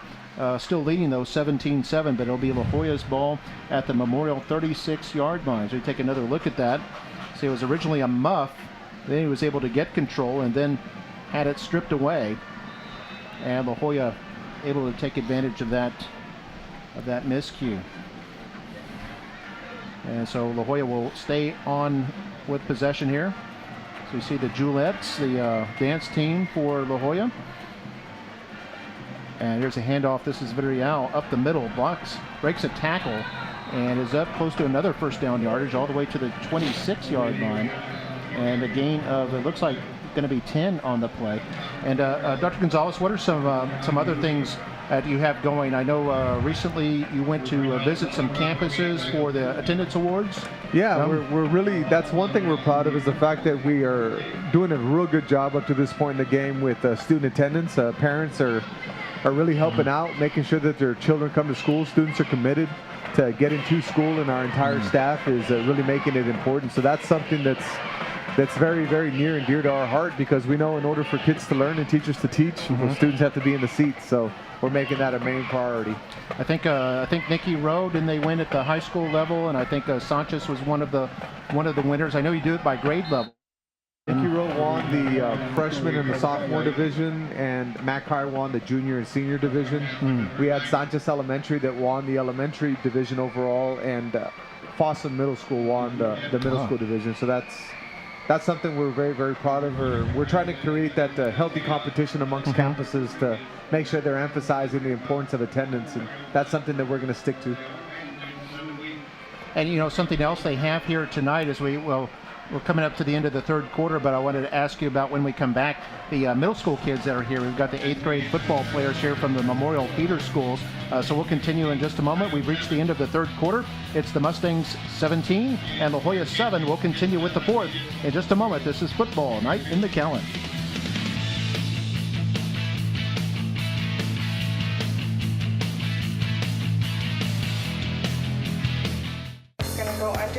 One of the big advantages of having your child come to McAllen School District is they have a registered nurse at each and every campus. Our registered nurses are readily available for all our students, and our focus is on your child's success. And we're back here on Football Night in McAllen. I'm Mark May. We're joined by our superintendent, Dr. Jay Gonzalez. And Dr. Gonzalez, we've got a nice little tradition that they started a couple of years ago where they bring in one home game a year. The Mustangs, Bulldogs, and Warriors will bring in their middle school kids who play football to watch the game. And I know that's got to be really inspiring for those youngsters. It really is. I mean, we're starting with our little ones and our running through the tunnel, we have an illegal snap trying to give them that experience of being on the field with our varsity athletes. Then we have our middle schoolers here, and they just look up to these varsity kids and have a vision and a dream of one day filling their shoes. And so putting them on the field and giving them a real world experience at a Friday night football game is something that they'll cherish and never forget. And we're hoping that it just breeds participation, because we're trying to get our numbers up in every aspect of what we're doing in McAllen ISD. And we definitely have some good looking athletes that are coming up through the pipeline. So we're excited about that. Yeah, a big player there, number 77. I can't believe he's an 8th grader. He's going to be huge by the time he gets to Memorial. The 8th graders from Brown Middle School that are there on the sideline. And yes, sir. Number 77 from Brown stands about 6'3" right now, weighs about 230, 235. So he's a big boy. Looking forward to having him up in the high school ranks. My goodness, do you have a scouting report on every player? Oh, there he is right there. He's just hamming for the camera a little bit. At the Brown Dobermans and the Kathy Cobras. Well, he saw himself up on the big scoreboard. And see what we can do here. 3rd down and 8 for La Joya. They recovered a Mustang fumble and now have an opportunity here, trailing by 10 here in the fourth quarter. Shotgun snap to Garcia, handoff Villarreal, dodges one tackler, and then Chris Latta is going to be there to wrap him up. It looked like he might have a chance to turn the corner for a second, but Latta shuts that door, and it'll be a long 4th down and a decision here coming up for La Joya. And I know, something else we've got going on, Dr. Gonzalez. We've got the Pigskin Jubilee coming up tomorrow, so I know the bands are going to be excited. It's kind of their Super Bowl. Yeah, it really is. One thing I know for sure is these bands take their competition serious, and they work hard to prepare for these events. So we're charged up and ready for our bands to rock and roll tomorrow when Pigskin comes on. Kids have been working hard. Band director's been working hard. So we're excited about tomorrow's Pigskin. And we're looking forward to stellar performances from all of our bands. Yeah, that'll be at 7 o'clock. Flag goes down as La Joya on 4th down is going to throw this toward the end zone. It appears, no, it looks like intercepted. No, they're going to rule incomplete. Either way, it'll be Mustang football and a good defensive play by Michael Morales. But there was a couple of flags down. Essentially have an illegal shift. We had 2 players in motion. They didn't come set.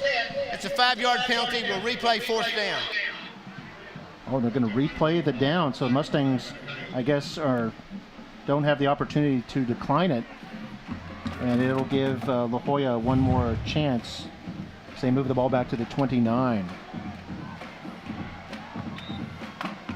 And, boy, it looked like it was actually almost caught by the La Joya player, and then the Mustang player took it away from him. But they did rule that incomplete. La Joya.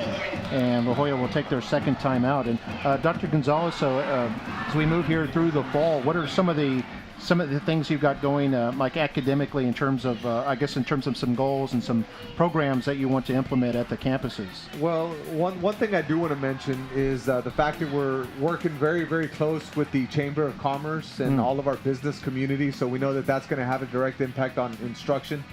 I'm fortunate and blessed with the opportunity to serve on the McAllen Chamber Board and had the opportunity to go to a retreat with the board. Steve Alanius is doing a wonderful job as a CEO and president of the Chamber of Commerce.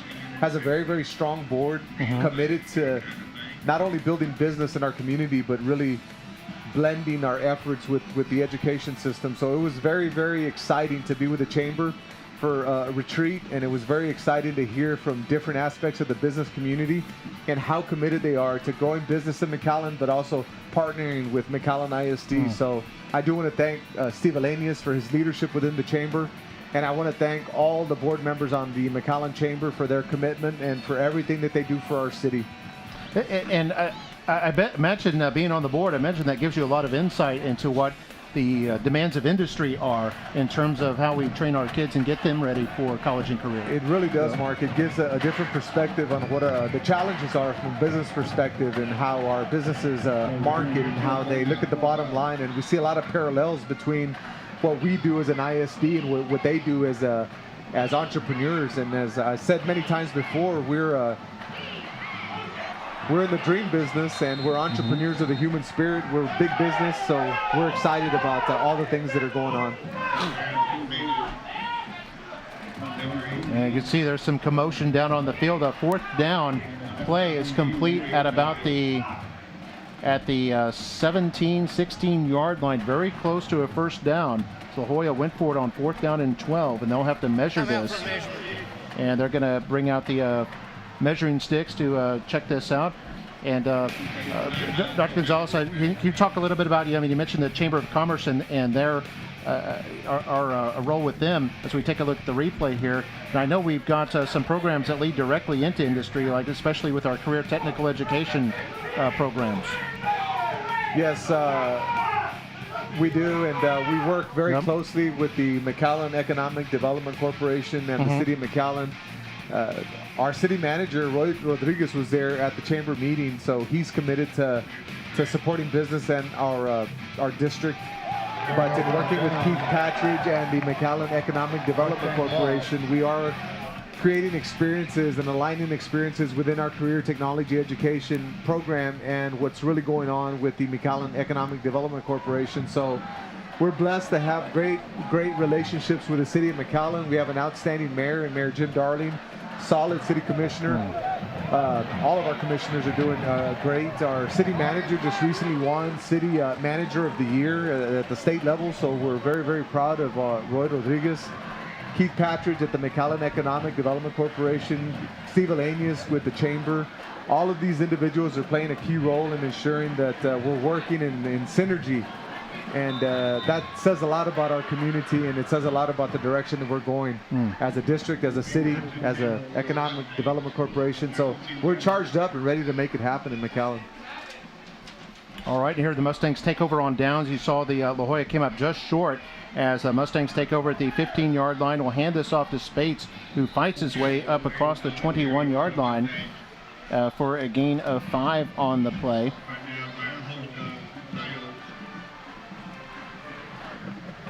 And that'll be a 5-yard pickup for Spates. Puts him very close to the 1,000-yard mark for the season. Came in with 893 yards rushing. Needed 107. Right now he has 105. And he might get it on this play. And 2nd down and 5 here. Scugan will come up under center. 2 men in the backfield. La Joya nearly jumps, and now it's going to be Scugan to keep it, possibly a busted play as he runs up to about the 27-yard line and does pick up a first down with a 6-yard run. And one final thing, Dr. Gonzalez, I know there was a press conference earlier this week about the McAllen Holiday Parade that's coming up, and you were talking about some of our synergy that we have with the city, and that's probably a good example coming up on December 2nd. Yeah, our holiday parade is one of the best parades in the country, and it says a lot about our city and their commitment to giving our our community members great experiences. Not only that, but the entire region. This is a holiday parade that you can bring the family to and enjoy. We're glad to be part of it with our city. We have a very, very visionary mayor, along with the city manager and all our commissioners. So whenever you take that, and then we have a very committed school board that is willing to work with other boards in the city. So I do also want to take this opportunity to thank our school board for everything that they do, and for helping to establish the vision of our district, and for the oversight and everything that they do for us. We have a very strong school board, so that also helps with this whole big push and this team approach that we're taking with the city and the chamber and the MEDC and everything else that's going on. All right, well, Dr. Gonzalez, thank you so much. Thank you, Mark. Appreciate you, man. Thank you. Thank you for stopping by. Thank you, Coach. Always a lot of stuff going on, and I like it when Dr. Gonzalez comes and fills us in and tells us exactly where everything stands, the different goals and different things coming up accomplished across the school district. And as you saw a moment ago, Campbell Spades with that 8-yard run got over 1,000 yards for the season. Wow, That put him at 113, so he's about 1,005 yards right now. Yeah, so that's awesome. Just a sophomore, but getting back to Dr. Gonzalez, you could keep him here all night. There's so many things happening in McAllen ISD. Well, I can't believe he had the bio on that player. We just saw it random from Brown Middle School and knew his height and weight and knew all about him. So here's a toss. This will be Spates, and spins his way forward, has a first down again across the 45 to about the 46. So it's like an 11-yard pickup, and Spates beginning to get his sea legs back. Yep, he knows it's been tough today, but he's not going to give up, Mark. He's just a tough runner. Has probably a D1 career right in front of him, just like his brother, who had a great night the other night against Oregon, the Stanford Cardinals. And here's a toss to Spates. Thinks about going inside, tries to get outside, and a good defensive play there. Nathan Gracia jumping inside to trip him up.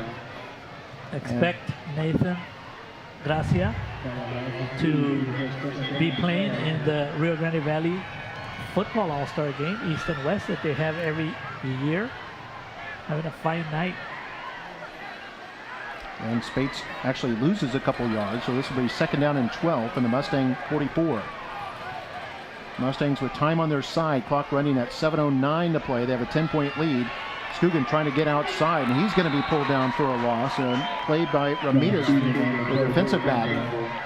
That'll be third down and long. Junior.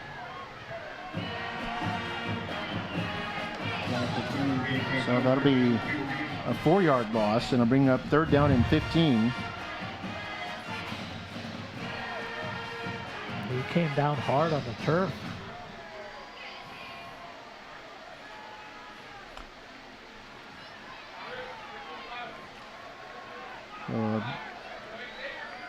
See what the Mustangs do here. I imagine they'll keep it on the ground. Need to hurry. To keep that clock going. 3 receivers left and 2 to the right. Now Memorial wants to call a timeout. That'll be their first timeout with 6:23 to go here in the game.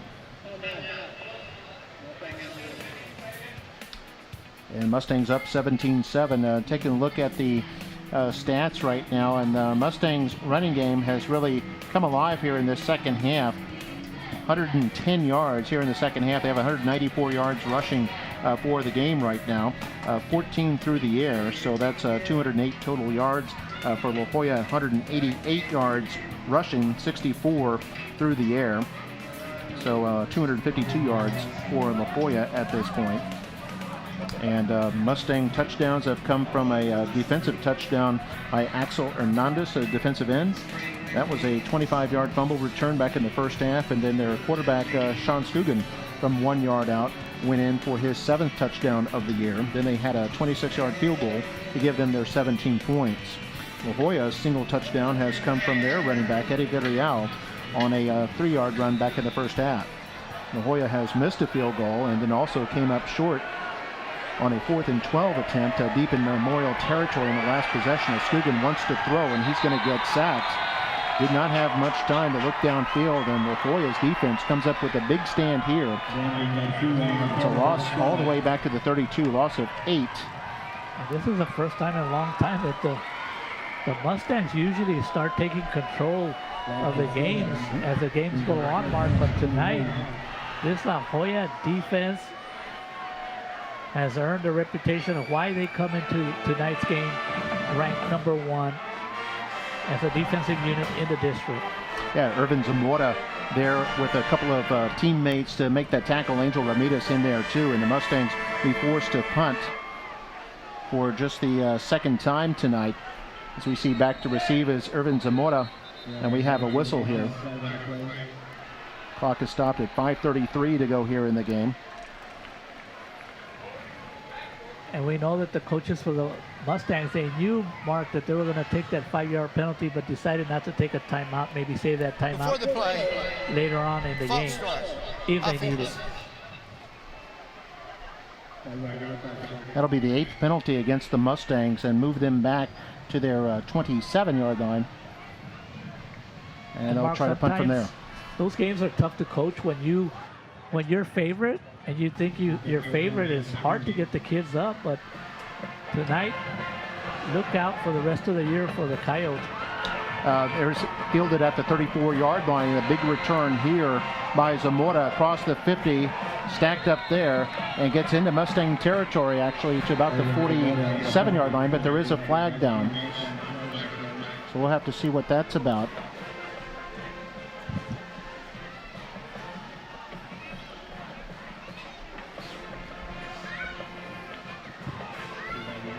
.5:14 to go here in the ball game, and we'll see what the officials have to tell us. It's probably an illegal block that'll move it back a little bit against La Joya.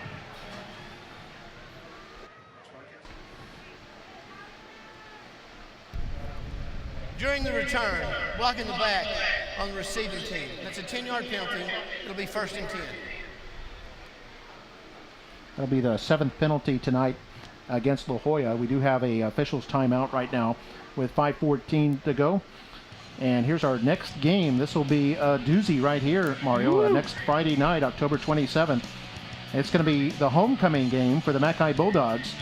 And as if that wasn't enough to get the atmosphere jumping, they got Nicky Rowe in the house. Sometimes it works in favor for you, sometimes it works against you. And Nicky Rowe, as we saw it last night, with an exciting 28-21 overtime win over Mission. And the Warriors coming in on a 5-game win streak. They're 6-1. Red hot right now, tied for first place actually with the Mustangs here tonight in District 36A. And of course, Mackay always plays tough, especially in those inter-city games. And I want to know who's going to have the most fans out here. The Warriors? Oh, yeah. It's going to be packed on both sides, I'm sure. Yeah. As on 1st and 10, La Joya play action, going to throw this left side and broken up. Terrific defensive play there by Luis Thro, the cornerback. I think it was intended for J.R. Rodriguez. And that's an incomplete pass. Good job by Luis Thro. Just timed it perfectly, Mark. Oh, yes. As you're talking about Mackay, they dismantled this La Joya team 35-9. That's right. Just a couple weeks ago. So Mackay beginning to and some of the coaches themselves. are telling me that the score shouldn't have been that way. And I'll say, yeah, right. That's what they all say. But they've proven themselves that they do have a quality team that can get in the playoffs if they get it together for the last 3 district games. There's a throw over the middle. Incomplete. Not sure if it was intended for Resendez, number 3, or Rodriguez, number 4. Rodriguez was a little deeper. And kind of thrown in between them. There was some incidental contact between the receiver and the defensive back, Mark, but no call on that. It was just incidental contact. Number 3 right there, as you can see, he's pointing out he wanted some kind of flag.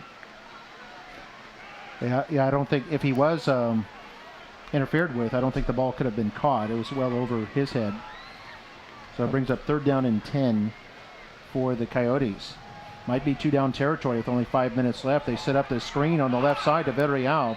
Villarreal up to about the 37-yard line. What a great defensive play by Jacob Backstad. The way they set up the screen to the left side, Mark, it looked like it had an opportunity for something positive to happen, but Backstad did a good job. There was somebody there in front of him, but he was able to get away.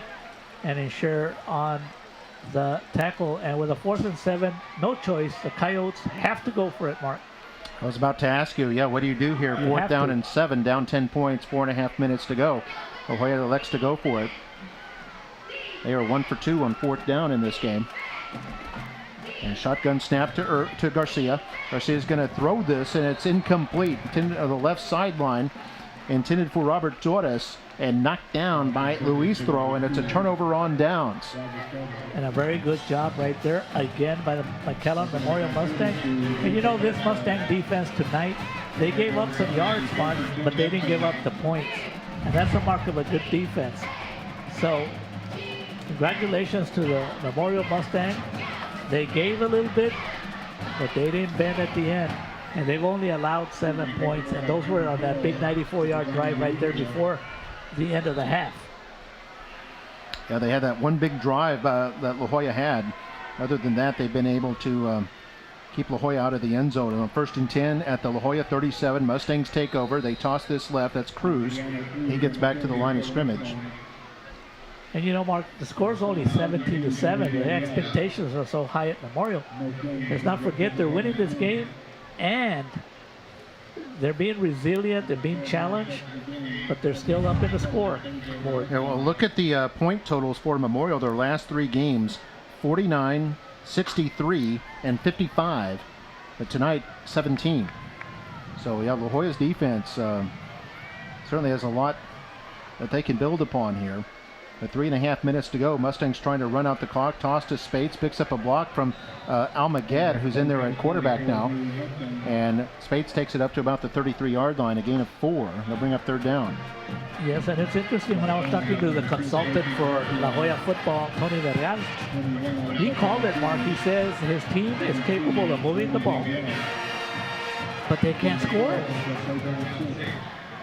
They have had 2 turnovers tonight, both of which led to Mustang points.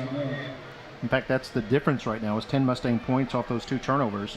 17-7 that was one of our keys score. to the game, Mark. So 3rd down and 6 for the Mustangs, who are 2 for 6 on 3rd down. They got Spates and Cruz in the backfield.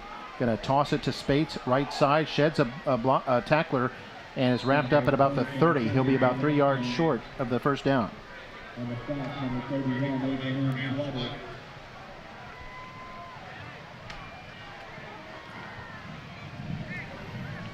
And 2:30 in the clock running here, and Mustangs facing a 4th down and 3. Imagine they'll go for it just because they can run that clock out if they are able to pick up a 1st down here, and they're up 2 scores. So yes, and with the Coyotes only having 1 timeout, if they could get a 1st down, that's pretty much, they can run out the clock. Mustangs 0 for 1 on 4th down, as Almaguer goes back to throw, and he fires and completes it for a 1st down.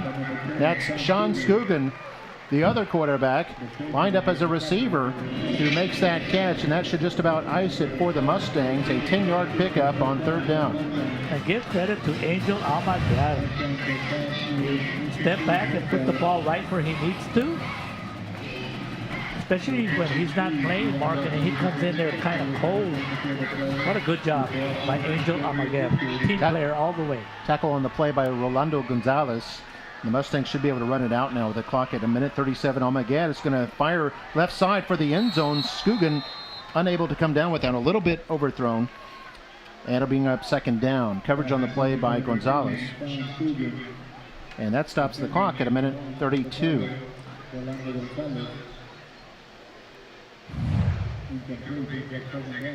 Coyotes do have only 1 timeout to be able to stop the clock. So Mustangs, they hold on for this win, will improve to 6-2 overall, be their 4th straight win. They'll be 4-0 in district. They'll be a half game ahead of Rowe for 1st place. Here on 2nd down, they're going to toss to Spates, has a hole at the 20, a juke at the 15, and then pulled down at the 10-yard line by number 32, Denny Villarreal. Spates looked like he was just a split second away from making that one into the end zone. He was very close, but the La Joya defense not giving up. It is a 1st down. Well, they spot him at the 9-yard line.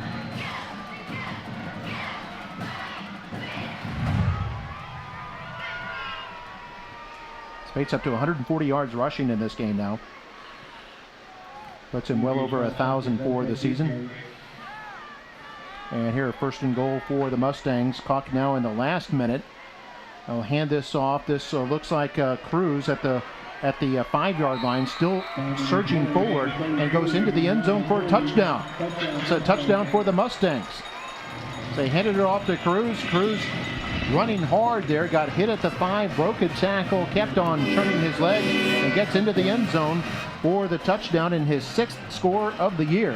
And the Mustangs lead it now 23-7. There's no way you were going to bring down Emiliano Cruz with a, what you call a jersey kind of tackle. No way. 7-play, 37-yard drive. Garcia's extra point is up and good. And Memorial now leads it 24-7 with 51 seconds left in the game. Let's take another look at that touchdown run. The Mustangs icing this game here against the La Joya Coyotes. There's another look at the touchdown as Cruz going inside, then coming out, breaking a tackle, and then tackled right at the goal line. In there for the touchdown and a 24-7 Mustang lead. We'll be back for the final minute in just a moment. This is Football Night in McAllen.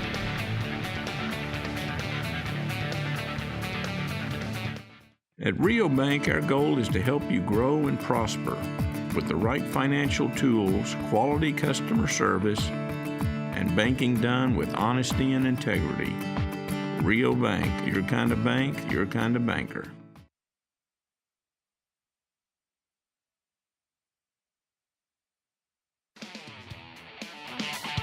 And we're back here on Football Night in McAllen. I'm Mark May along with Mario Reyna. There we see Sean Stugan, the quarterback, who tonight has had helped his team to a 24-7 lead here in the last minute of the 4th quarter. Campbell Spades there to his left, right side of the screen. I think Cruz, who just scored the touchdown, was over on the other side. And here's Ricky Garcia, a squib kick, going to be picked up at the 15-yard line. Runs straight ahead up to the 25, and then wrapped up there. Fumbles the football and loses yardage. Zamora picks it up at the 15. They're still trying to bring him down, and he finally gets pulled down at about the 14-yard line. So La Joya lost about 15 yards there on that fumble, but they do retain possession. A lot of time came off the clock. It's now showing 38 seconds left.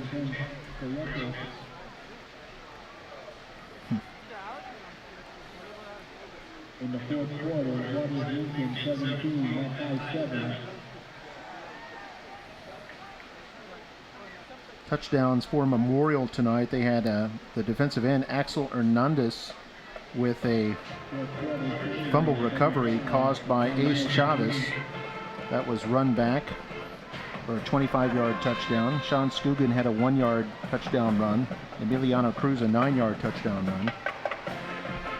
And here's a mishap in the backfield. They hand this off, and he's going to lose yardage all the way back to about the 10. And the carry was 25, Orlando Leal. And a host of Mustangs bring him down, including Ace Chavez, Mark Gutierrez.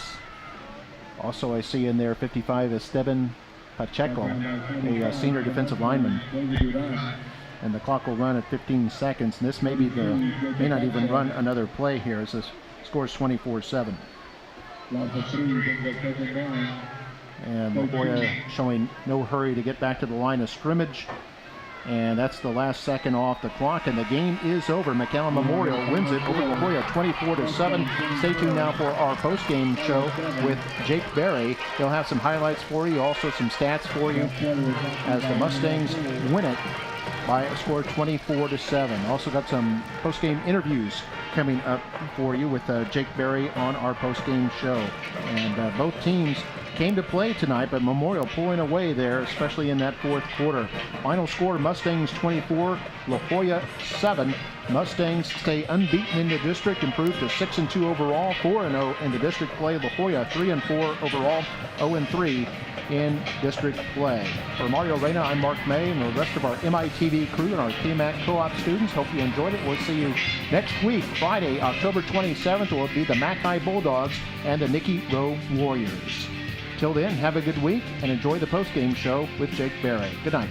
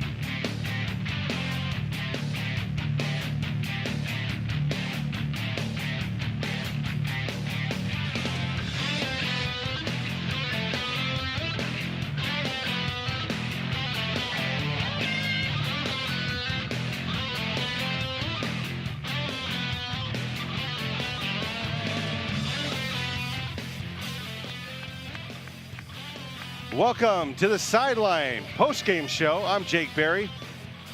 And in a few minutes, we'll have Coach Bill Littleton and Axel Hernandez will be joining me.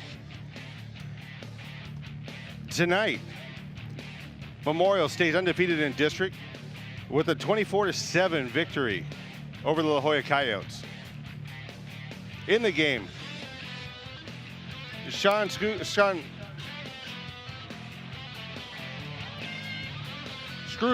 thank you, had one rushing touchdown. Cruz had a 9-yard run. And with the win, Memorial improves to 6-2, 4-0 in district. How you doing? Congratulations. Here, put this on for me.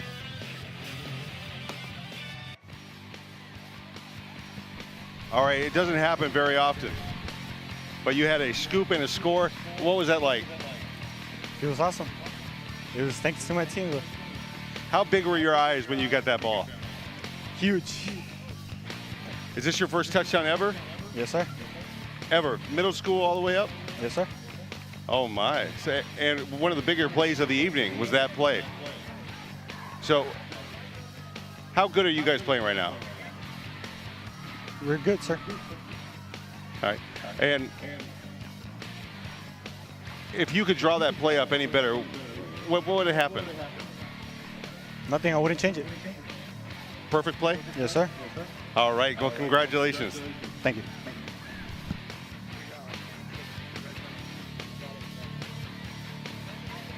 Stepping in with me is Coach Bill Littleton.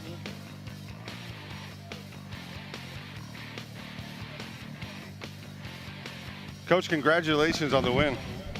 Well, thank you. We appreciate it. It was a hard-fought win. Take hat off to La Joya. They did a great job. And they did. Their defense seemed to corral you guys, minimize the big plays. Well, we didn't have the ball a whole lot, and they did a great job. They had a great game plan. That's what happened when you have 2 weeks to prepare for a team, and they had 2 weeks to prepare for it, so it made a big difference. Now, you have a bye week coming up, don't you? Yes, sir. We do have a bye week. And then the meat of your schedule is right around the corner. You've got Waters Lincoln, who looks like they're leading MAC high right now. And then you have Nicky Rowe. Yeah, we got 2 big ball games left. Got a week to heal up a little bit, take care of our grades, and see where we need to be, and hopefully we can finish up strong. Well, Mark May sent me this stat. Tonight, Campbell Spates was 15 rushes for 140 yards, and he broke the 1,000 mark for the season, 1,033 in his numbers. Well, that's a great number. We that was a goal coming into the ball game that Campbell and I had to get to 1,000 yards tonight. It was a tough 140 yards, I promise you. But he got to 1,000. That's good. What do you guys have to do over the next week to get ready for Waters Lincoln? Well, we got to get well for one thing. We got some injuries. We got to get well. We had 8 kids out tonight, either because of grades or because of injuries. So we got another nicked up tonight. So we got to get well and regroup. But the best thing about tonight, it was a W, and anytime you get a W, you're always happy. Well, good luck, Coach. Thank you. See you in 2 weeks. Well, there you have it. Coach Bill Littleton, the McAllen Memorial Mustangs, stay undefeated in district, and they'll face Waters Lincoln in 2 weeks. Thanks for joining us on the Sideline postgame show. We'll see you next time.